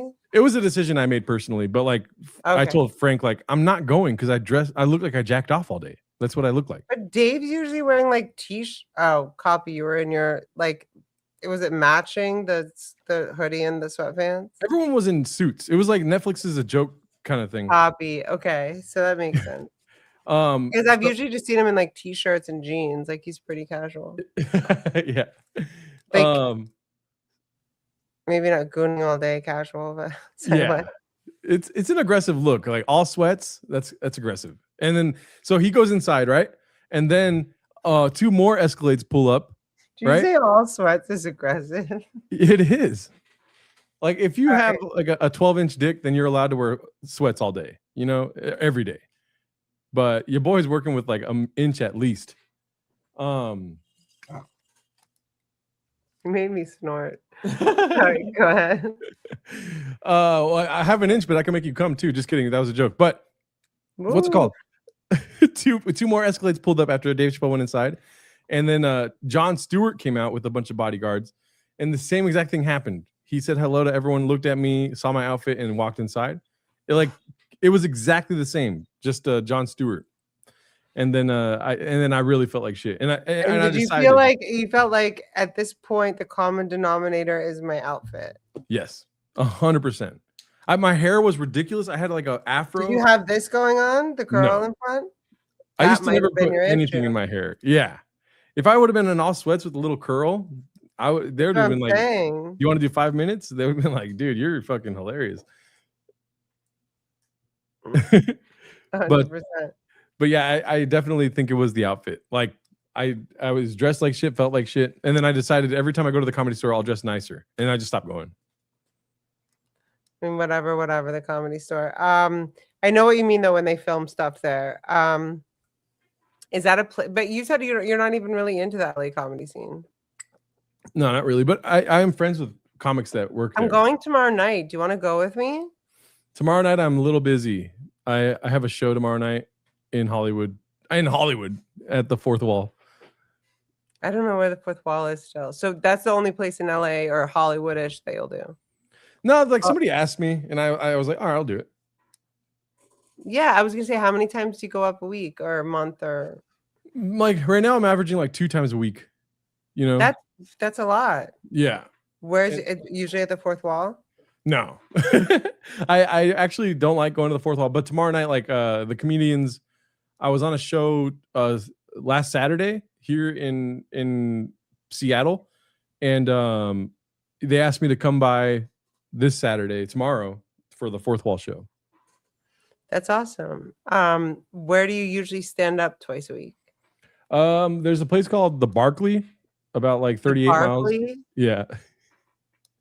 No, my reaction is not what you think. Where's the Barkley? It's like right here in Pasadena. Oh, cool. I guess for me it's like an hour to get to Pasadena or something like that with traffic or without like 45 minutes. It's aggressive. It's aggressive, just like your sweatpant outfit. Yeah, intensely aggressive. No, I was engaged to a guy named Barkley a long time ago. That's what Barkley. And I've also never heard of it, but where is the Barkley? It's in Pasadena. Oh, okay, cool. And then Barney's also on Wednesdays, Barney's, and then Wednesdays, Barkley also. Barney and Barkley. You do Barney and Barkley Wednesdays. But it's the Barney's in Pasadena because there's one in Santa Monica. There's one in West Hollywood, I think. Yeah, the one in Pasadena on Wednesdays. You do a regular spot on Wednesdays at Barney's. Yeah, I'm usually just there, like, and they'll put me up eventually, or if I'm booked, I'm on and gonna be on early. But it's like a long time. It's like a lot of comics show up to go up. So, and people show up and stuff. You know what's incredibly unfair? What? And retarded. Excuse me saying retarded. My aunt would smack me upside the head if she would say it's mentally challenged. Don't say that. But she worked with them for a long time. But my sister would be like, "You're retarded. You're retarded." And she, boom, boom. I'm like, that's a Southern thing. You get smacked upside the head. I go to comedy clubs and I'm like, well, Tommy doesn't work at the store anymore. There's a new manager, and then Flappers is a place that a couple of my friends go up on, like, do stuff at. When I'm like, "Hi, I'm Ashley Cummings," and they obviously know I'm Whitney's sister. It's like, "Do you want a spot?" And I'm like, "Oh yeah, no." Like, absolutely not. First of all, second of all, there have been people that have been working. I just want to know where I'm supposed to sit to see my friend. Yeah. Have you ever tried stand-up comedy? No, I thought about doing it to piss my sister off once. But no, I never ended up doing it. But also, it was a combination. I'll tell you this privately. It was a combination of things. But I was like, first, it would piss her off. Second, I would probably be really good at it. Not that it's ever been something that I've aspired to do or be, but she basically just stands up and pretends to be this weird, watered down version of my dad and myself. Sometimes I feel like, So I think that's why she doesn't come off funny that often. I didn't even plan to say that, but sometimes when I think I'm an introvert, extrovert, like when I'm teaching or talking, things just come out and I often forget what I even said. Like I'll probably forget this whole thing. But now that I just thought about it, I feel like that's why, because when you're trying to be someone else, whether you're teaching, whether you're doing stand up, it just doesn't come off as authentic. Yeah. And that's what I think, specifically with stand up comedy, you have to have. You know what I'm saying? Yeah. Yeah. 100%. I agree. I think I said that right. Yeah. Like it's true is always funnier than something made up. Well, yeah, I think even if it's not the funniest thing in the world or whatever, if it's coming from your heart, if it's coming from you, I think it's gonna land, right? Yeah.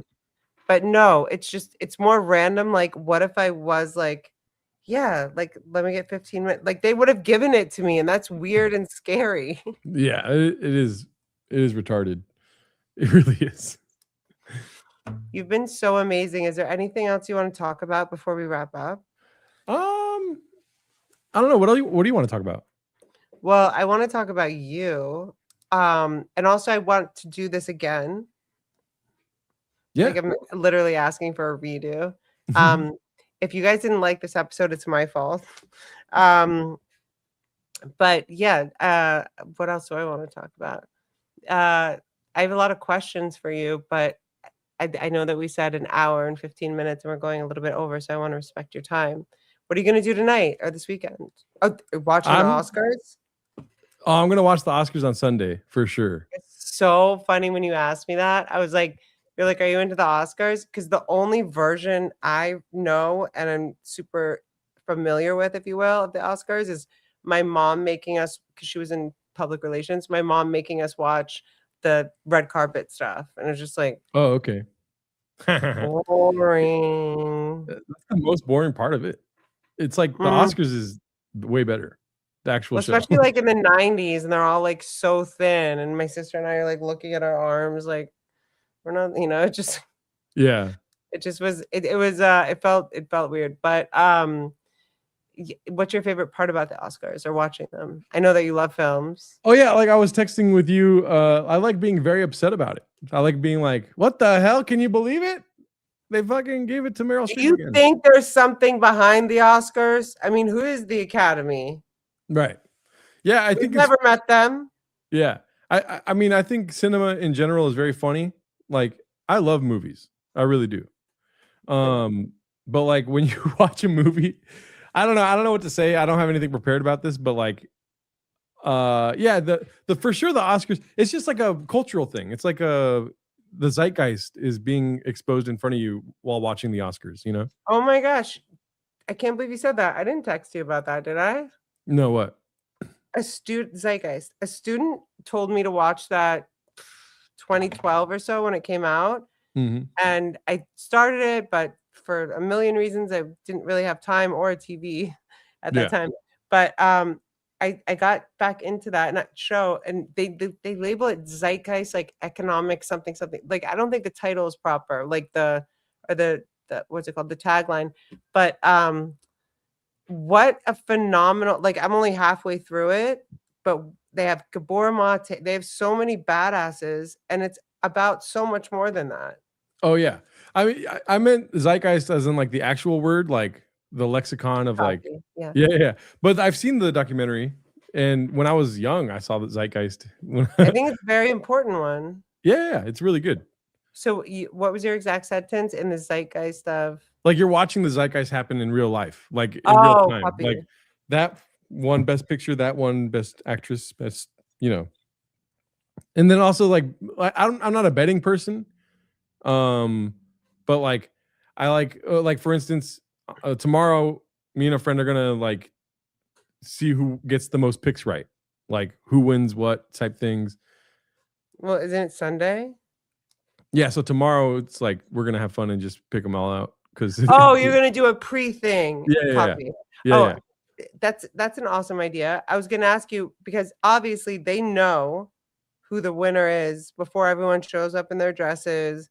And apparently I heard you're not allowed to eat. What? Like no one's allowed to eat Very Hollywood. No, I think it was Danny DeVito. He goes, I fucking hate the Oscars because I'm just starving the whole time. Like, until the after parties or whatever. Yeah. But that's a whole thing. But don't you think there's some sort of how do I say? Como se dice en inglés? They have a angle for which movies win. Because sometimes you're like, seriously? Yeah. And then there's a few actors that have never gotten an Oscar, which it's like, again, seriously. Yeah. And then when there are really big movies that I feel like are amazing and should be the winner, it's like this other movie that you never even really heard of, that kind of thing. I mean, maybe you did because you get into this in a different way. Yeah, I try to watch the movies. So like, is there like a list I know my sister used to get deep, she probably still does. She gets DVDs of all the nominees like a month before. Yeah, exactly. Those little, they're probably not DVDs anymore, right? Probably not. Probably like a QR code or something. It's probably like an email or something.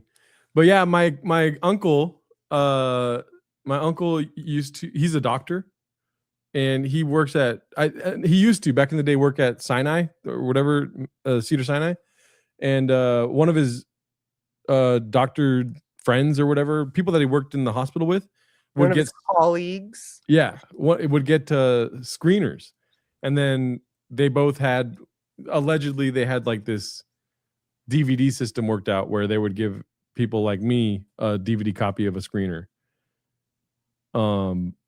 When it says like, do not give this to anyone. Do you remember? Like it's like in like bold letters, do not show this to anyone, do not record, don't give this to anyone. It's like very during the whole movie on top That's and bottom. true too. I forgot about that part. It would be like, this is just for you, Tom, or somebody's name or something. I don't know. It was ridiculous.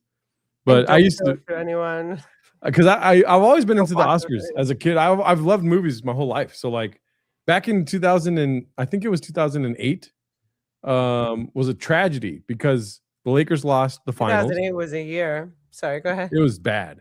The Lakers lost the finals. I was graduating high school, and my favorite movie. Stock market crashed. Yeah, stock market crashed. I didn't even know that though until years later because I was just so ignorant about that. But didn't Michael Jackson die in 2008 too? No, he definitely did not. He died later. Anyways. So, and then to go back to the Oscars, There Will Be Blood was my favorite movie of 2007. It came out December 2007, and it lost to fucking No Country for Old Men, and I couldn't believe it. And ever since then, it's 2026 now. I'm still talking about it. I can't believe it. I don't know why I want to just bring this up randomly. I feel like we could talk forever. Yeah. But Brokeback Mountain won a lot of Oscars. Oh yeah, I didn't watch it until last year. I watched Brokeback Mountain for the first time last year. Speaking of your query about the whole sacral chakra question that you had, that just popped into my head. I've never even seen the movie. Have you? Maybe that. Which one? Brokeback Mountain. Yes. So funny story about Brokeback Mountain. You were asking me about my crazy ex a little earlier. I wasn't asking you. You were asking your chat the other day, and you said, Ashley, maybe you can help me with this. Oh, yeah. When I popped into your chat, and you're like, she wants to meet up, blah, blah, blah, blah, blah. So I was just circling around to see what happened. Yeah. So I had met this lady at a comedy show years ago. No. No.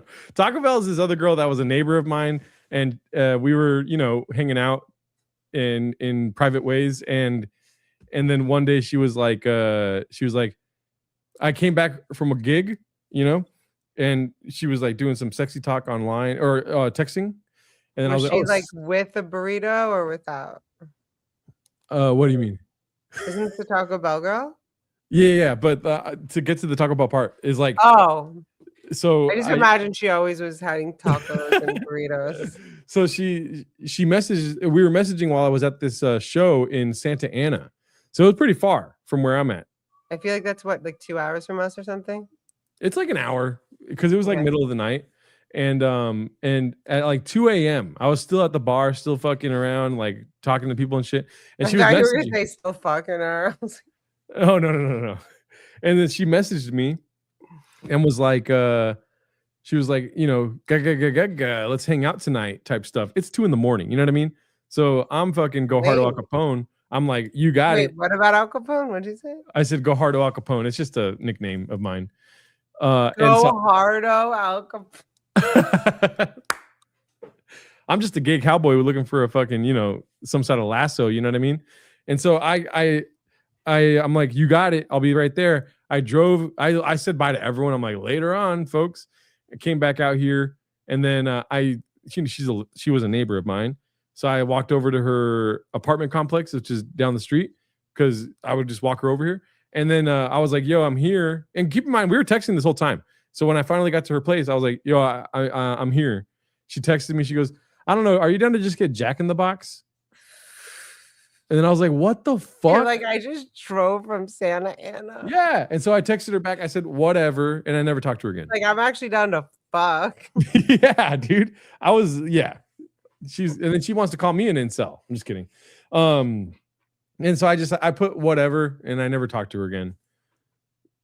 And that's why she's Taco Bell girl? I don't remember calling her Taco Bell girl. I think maybe somebody in the chat said Taco Bell girl, and I think that's what I was just connecting it to. Maybe there's another girl I met at Taco Bell. I don't even know. But I needed to ask you before we go. Yes. Why? Sorry, go ahead. Finish your sentence. Sorry. So I was gonna say the Brokeback Mountain thing, but you can ask me. No, Brokeback Mountain. So this ex of mine I met years ago at a comedy show. I'd never do crowd work, but I did crowd work this one time. Whatever. She was with her boyfriend at the time. I want to talk about crowd work, but okay. And then a day or two later, it wasn't even a blip on the radar. A blimp on the radar. I think it's a blip, or is it a blip? It's blip, but Brendan Chop says blimp. It was just like whatever to me. But she messaged me like a couple days later. And I was like, oh my God, she's cute as fuck. You know what I mean? And then so I messaged back, and she's like, I'm gonna go to your show tonight in Covina at the time. And so like we hung out, and you know, I was like, are you single? I'm doing a long story short. And she goes, no, I was with my boyfriend, you fucking idiot, the other night. And I was like, oh, my bad. And then I asked her friend, like, to be funny, I was like, are you single? Like that. And she was not either. Anyways, that's how I met her. And we were talking, we were hanging out for a long while. 2 years later, she hits me up out of the blue, and she's like, hey, let's hang out. Right? So we end up hanging out, and we were joking about Brokeback Mountain. And so we watched Brokeback Mountain for the first time and had sex. We had gay cowboy sex. What is gay sex? What's the difference between gay sex and gay cowboy sex? I still have never had gay sex, but I have had gay cowboy sex. So I'll report back to you whenever I find that out. That's an important question. How did please do get back to me about that. Yes. How did what happened with Chipotle? How did you end up not working there anymore? What does one do to get let go from Chipotle? Oh, it really hurts my feelings. I still love Chipotle. Is it too sensitive? No. I was gonna act like I was about to cry, but no, it's not too sensitive. But I'm hamming it up. You know what I mean? Sex with spurs and chaps, 100% Mladen. So Chipotle. Oh my God, dude! I worked at Chipotle, and I would be making music every day, and I would go to Chipotle to work, and that was my life, honestly. Chipotle is so cool. If I'm not mistaken, because you work there, you will be a person that will be able to answer this accurately. Isn't it the first? It's not like fast food, but that used organic ingredients. I don't know.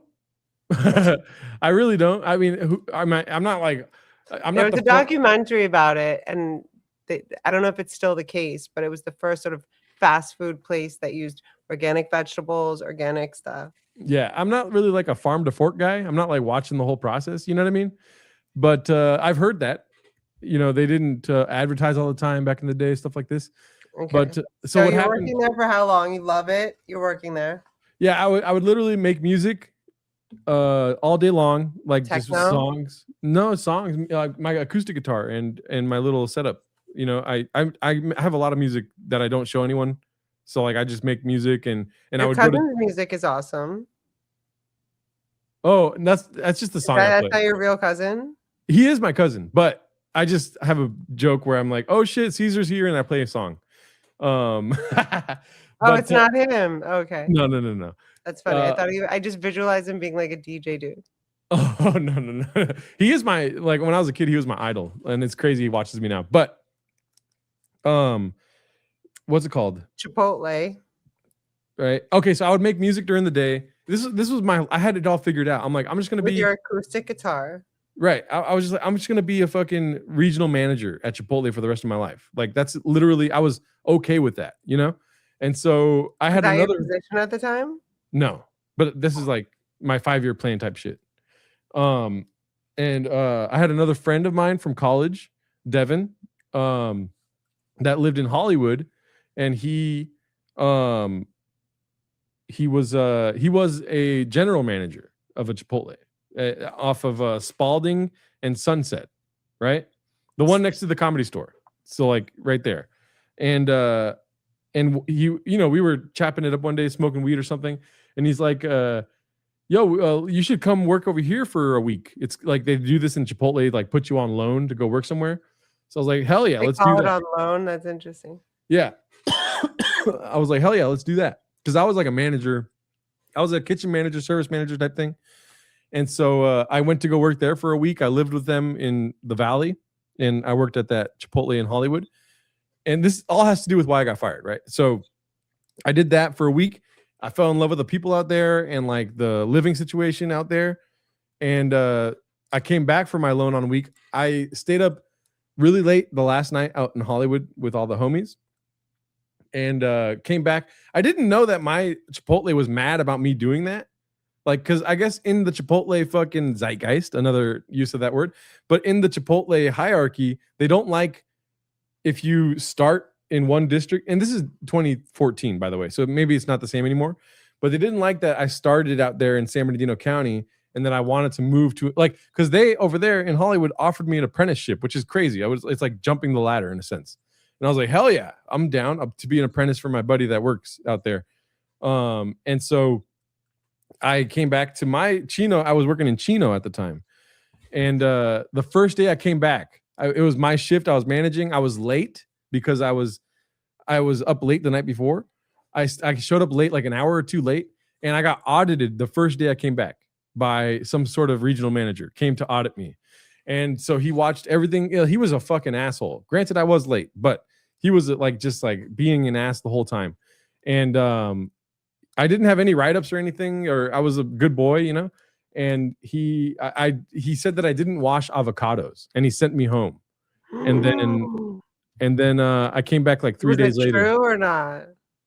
I washed them. I think I just didn't wash them properly. I think they were looking for anything to fire me. Oh. And then I came back like situation. I came back 3 days later, and they said that I'm the biggest disgrace of all time, all this stuff, whatever, and they fired me. And I was like, what the hell? And it over blew, the avocados? Yeah. And it blew my mind. I wonder if that's why you wash the kiwis so much. Yeah, you're right. Yeah, it's like to make up for lost time.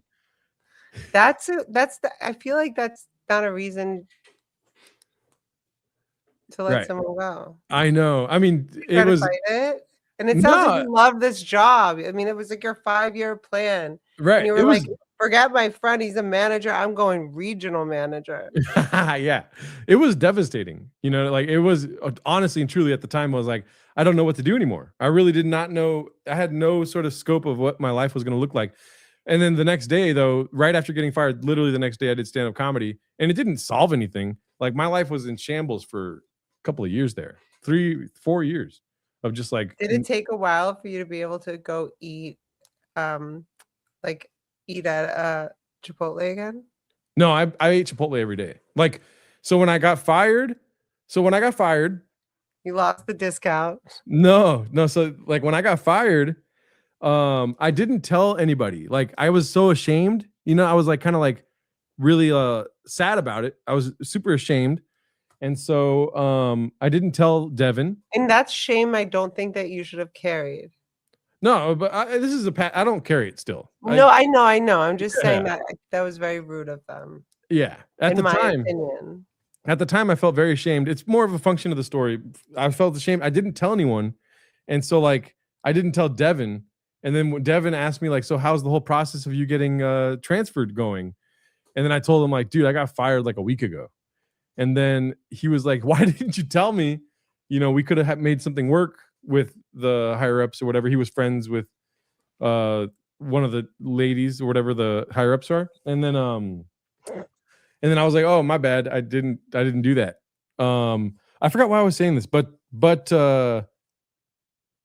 yeah, there was a point to this that I was leading to. But I ended up moving out there anyways. Just did a bunch of drugs though, and like fucked off for like literally 2 years straight. Just like just I didn't even do like a stand-up that much. But that's why I was telling you, because you're asking me if I had Chipotle afterwards. So right. I would think like if something like that happened to me and it sounds like it was upsetting, it would be hard for me to eat Chipotle after or take me some time. Directly afterwards, Devin gave me 2 stacks, like huge stacks of burrito bucks. Oh, okay. Is that like I was gonna say coupons or something? No, burrito bucks are literally you give them one and they give you a free burrito, or like free. It's free. It's not a discount. It's like for free. Do they still have burrito bucks? No, they don't. This is back in the day of their heyday, before E. coli and all that. But I literally used all of them. And then when I got sober, I lived next to a Chipotle in Claremont, and I would walk there every day and get Chipotle. And like I became friends with the staff there. And then to this day, I still go to the Chipotle all the time, right here.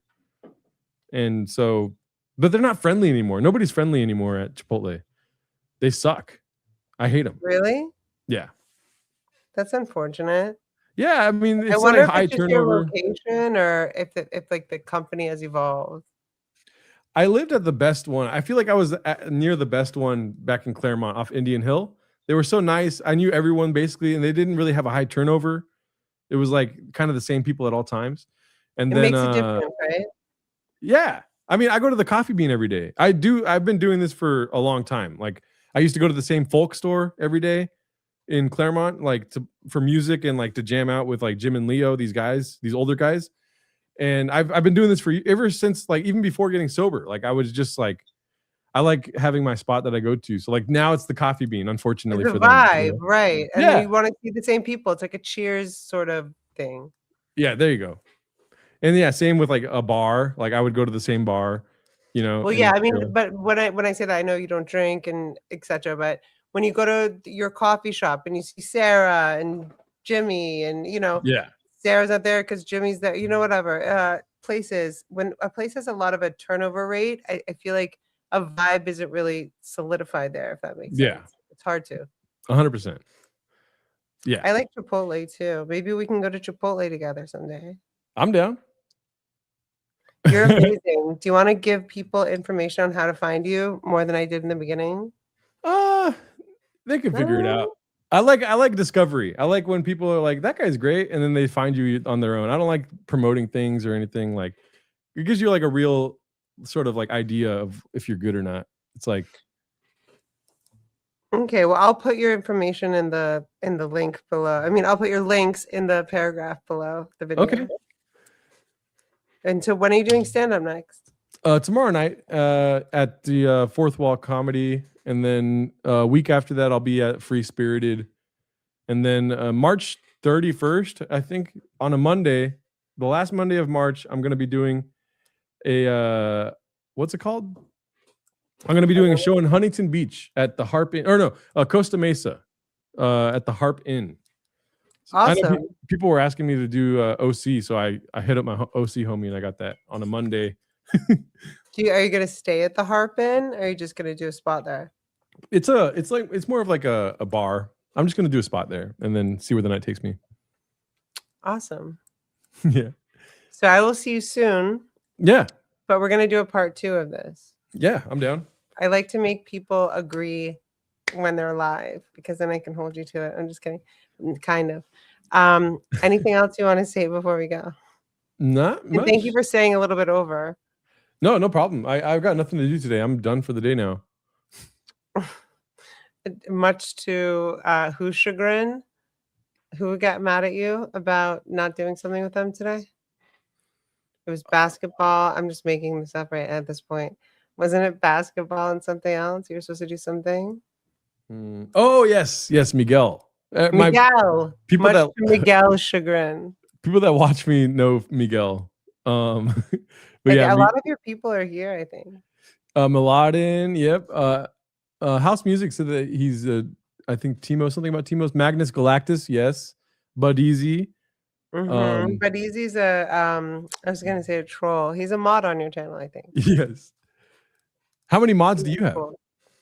Oh, I don't know. I have only 2 like master mods, but there was a point in time I just gave a bunch of people wrenches. That's so funny. I don't see any of them here right now though.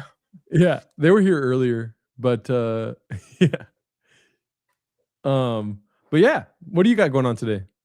I am going to chill out. I'm watching this well, it's not a documentary, it's a show.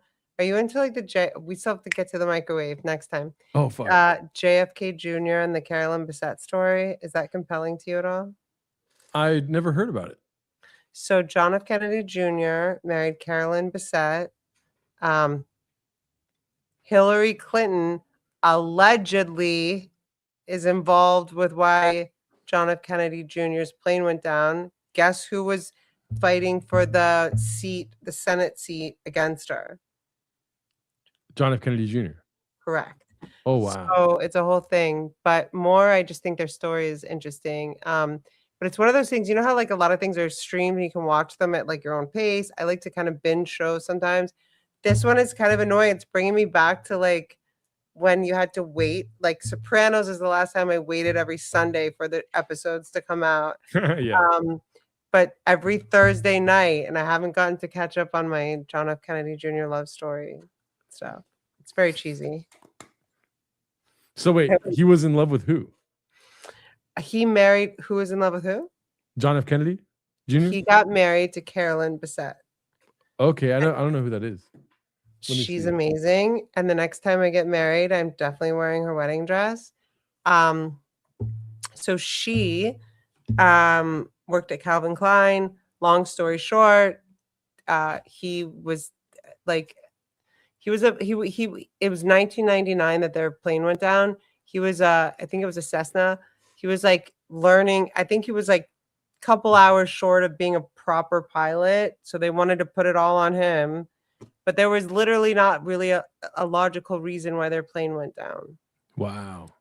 And after you did the Clinton thing, and then I posted something, I actually posted before you, not that it matters, but those 2 depositions were ridiculous to me. And my mom was friends with them. I actually have a picture of my mom and Bill Clinton. I mean, I put the face down the other day, but my mom was like obsessed. She was like Bill and Hill, because we grew up in DC. So yeah. Forget my mom's silliness, but she was like friends with she was like a DC socialite chick. Yeah. So she, Bill and Hill, and I remember like she would take us on these walks. We do like these hikes around Georgetown and DC, and I will never forget this. It's like Whitney and I like trudging behind my mom. She's like, so that's where Hillary lives with her girlfriend, and this was like in 2010 or 2009. Everyone in DC knew they didn't live together and that Hillary was a lesbian. Oh wow. That's so funny.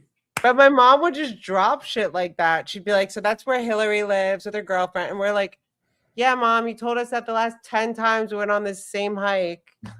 We know. Yeah. It's still weird. That's so weird. And did you see that one video that went viral like this last week where Bill Clinton, like it looks like Bill Clinton was pushing Hillary into traffic? No. I mean, it would be funnier if someone was pushing them both into traffic. Yeah. It's so weird. It was a strange thing to see, because then Hillary, like Bill was just trying to like say let's go, but it looks like Hillary got pushed into traffic, and then she walks away, and it's like a weird human moment that you don't ever see from the Clintons. But it's AI. I don't know. Is it? I don't think it's AI. I think it's, I thought you were saying it was like an AI meme. No, it's a real thing that happened. Yeah. Wait, hold on. Let me see. He pushed her. Do you know how to add a clip to the thing to stream it? So no, but he literally, she's in a wheelchair, which I did not know. He literally sort of pushed her into traffic. She's in a wheelchair? I thought that's what you just said. Oh no. She's not in a wheelchair. I made that part up. He pushed her standing up into traffic. Is that what you're saying? Yeah, I think I saved it. I should have saved it. I did not save it, but send it to me. I want to see that. I'll find it and I'll send it to you. It's very funny. Let me see if I search Bill Clinton pushing Hillary. How do you spell Hillary? 2 L's or 1 L? One I L. think it's 2. I'll tell you guys a real story. So one of my friends was partying. He's sober now for a long time as well. Yeah. I'm trying to remember I don't even know if he still does it. So it doesn't really matter. But he was partying with a bunch of people in LA, and they were like, you guys want to go to New York tonight? And they were like with some rich guy that had a jet. And he goes, this was the craziest thing I've ever experienced. We're like, yeah, let's go to New York. They're all doing drugs, blah, blah. So they go to New York. They go to the airport, the private airport place. Bill Clinton is there in his boxers with like 2 women. Oh, wow. And I mean, this is like a real story from a real friend of mine. So it actually happened. And this was, I would say, circa 2011. But when it happened was like 2007 or something. It was like a story he was telling us from then. And it was just like, shut up. But I already knew from my walks with my mom that, she does her thing, he does his thing. But he's like, it was the most surreal fucking thing, because we're getting on a plane. We're all like, doing probably, who knows, blow or drinking, whatever. They'd just been partying in LA. If you guys don't know, clubs in LA close at like 2. So people find other things to do. And these people just happen to decide to go to New York City on a private plane. And he's like, Bill Clinton just walked out in his boxers like, hey guys, how you doing? And I was like, stop it. Like, and there was like 2 other girls in the plane because Bill was friends with the guy that owned the plane or whatever. But that's crazy. They were not underage, obviously, to my knowledge. No, he ate the underage ones. Okay, let's leave this on a positive note. Maybe next Friday at 4, if you're free. Maybe, but my friends are trying to figure out something for next Friday. We're trying to go see a movie. 1 second. I told them that tomorrow doesn't work. I'll figure it out, but we could try Friday next week if it's still in theaters, they said. Well, I have your phone number, so I can just annoy you. Yeah. What is this? We'll do this again. When I was a kid, I met Bill. What does it say? Can you read it? He stole my burger. He stole my burger and started eating it while he was explaining Warlords. Is that true? Probably not. All right, you're the best. Tomorrow you're going to do an Oscar show on your channel? No. No. Oh, you're just doing something with your friends to. Yeah. And then Sunday, I'm probably going to be going live Sunday. I don't know what time. Cover the Oscars? I'm not sure about covering it, but I'll be live. Like, because I'm gonna watch the Oscars, and I do have some amendments to make on like my choices for winners this year, so I will be doing that. But you think definitely Hamnet's gonna win. Oh yeah, Hamnet. I mean, listen, from what I've seen so far, Hamnet. Like, I'm subscribed, dude. I think Jessie Buckley is definitely gonna win Best Actress, from what I've seen, and I think it deserves more than just that, but that's a for sure win in my opinion. But I need to finish Sentimental Value. I don't see that one being as good as Hamnet, honestly. I'm going to watch Hamnet again tomorrow. That'll be the 3rd time or the 4th time? 2nd. Oh, I thought you watched it twice already. No. But I will watch it again tomorrow because I'm excited for Sunday. But yeah, hit the like button. Hit the like button. Do you skip the red carpet part? Yeah. See, that's where we have a different experience of the Oscars. That was like the part we were supposed to pay attention to. Yeah, I want to see Conan O'Brien do his thing. I love Conan. Is he hosting? Yeah. And then on top of that, I just want to see the winners, and then whatever moments happen, It's annoying to me with the Oscars how they leave all the like categories everyone wants to know until the end. Yeah. That is annoying. Best costume design. I mean, costumes are important. Love them. Shout out to all the costume designers, but there's so many categories. Who is your favorite Oscars host? Wouldn't it have to be Mrs. Dangerfield, Robin Williams? right? Didn't he host it a bunch of years? I don't know, but I'm not really that invested in that part of it because it is sort of like I think Conan O'Brien is the best at doing that watered down, like clean version of comedy for the masses. But yeah, because I mean, Ricky Gervais did the Golden Globes like 6 years or whatever, 5 years, which was it's cool, like moments, you know. But like as far as like a thoroughly enjoyed experience, I think Conan O'Brien it does it for me. I liked. I know he's kind of controversial. Seth, what's the creator of? MacFarlane? Yes, Yeah. I thought he was a decent person doing it. Yeah, I mean, I've never really I never really been like a huge Seth MacFarlane guy. Yeah, You most know? people aren't. I'm not a huge Seth MacFarlane fan. I think that's the one thing I think I saw him do where I was like, he's not bad at this though. Yeah. Thank you guys for being here. Subscribe to Gerardo. I'm gonna make sure I say this properly. Why don't you say it for me? Gerardo Alarcon. Alarcon. Yeah. Gerardo Alarcon. That's how you say it? Well, let me write it here. Subscribe to his channel. He's awesome. Don't forget about raccoons and Tweeties. Raccoon Tweeties. Tweeties. Gerardo. Where did that name come from? Brendan Cooney used to have a joke about how Harry Potter has been changing like the story or whatever. Like you know how the J.K. Rowling came out and said Dumbledore was gay at that time. So Yeah. Brendan Cooney's joke was, I don't know if you guys know this, but Hogwarts used to be called Raccoon Titties. And then from there, yeah. Tweeties was more appropriate. Yeah. But the low key meaning is titties. Raccoon Titties. And then back in the day when you would search it on like audio platforms and stuff, if you put in Raccoon Titties, it wouldn't show up because the show was called Raccoon T ************ S. Oh, copy to. It would like censor out titties. So you learned the lesson the easy way. And so I told Cooney, it was one of my first things doing with Cooney. I was like, nobody's going to find the show if you don't name it properly. So we do a lot of stuff from Twitter when we first started. So it was Raccoon Tweeties. And it's like still kind of sounds like titties. I love titties. I don't have them. I do. I have. My mom used to say, put some Band-Aids on your mosquito bites. It's just like, okay, thanks.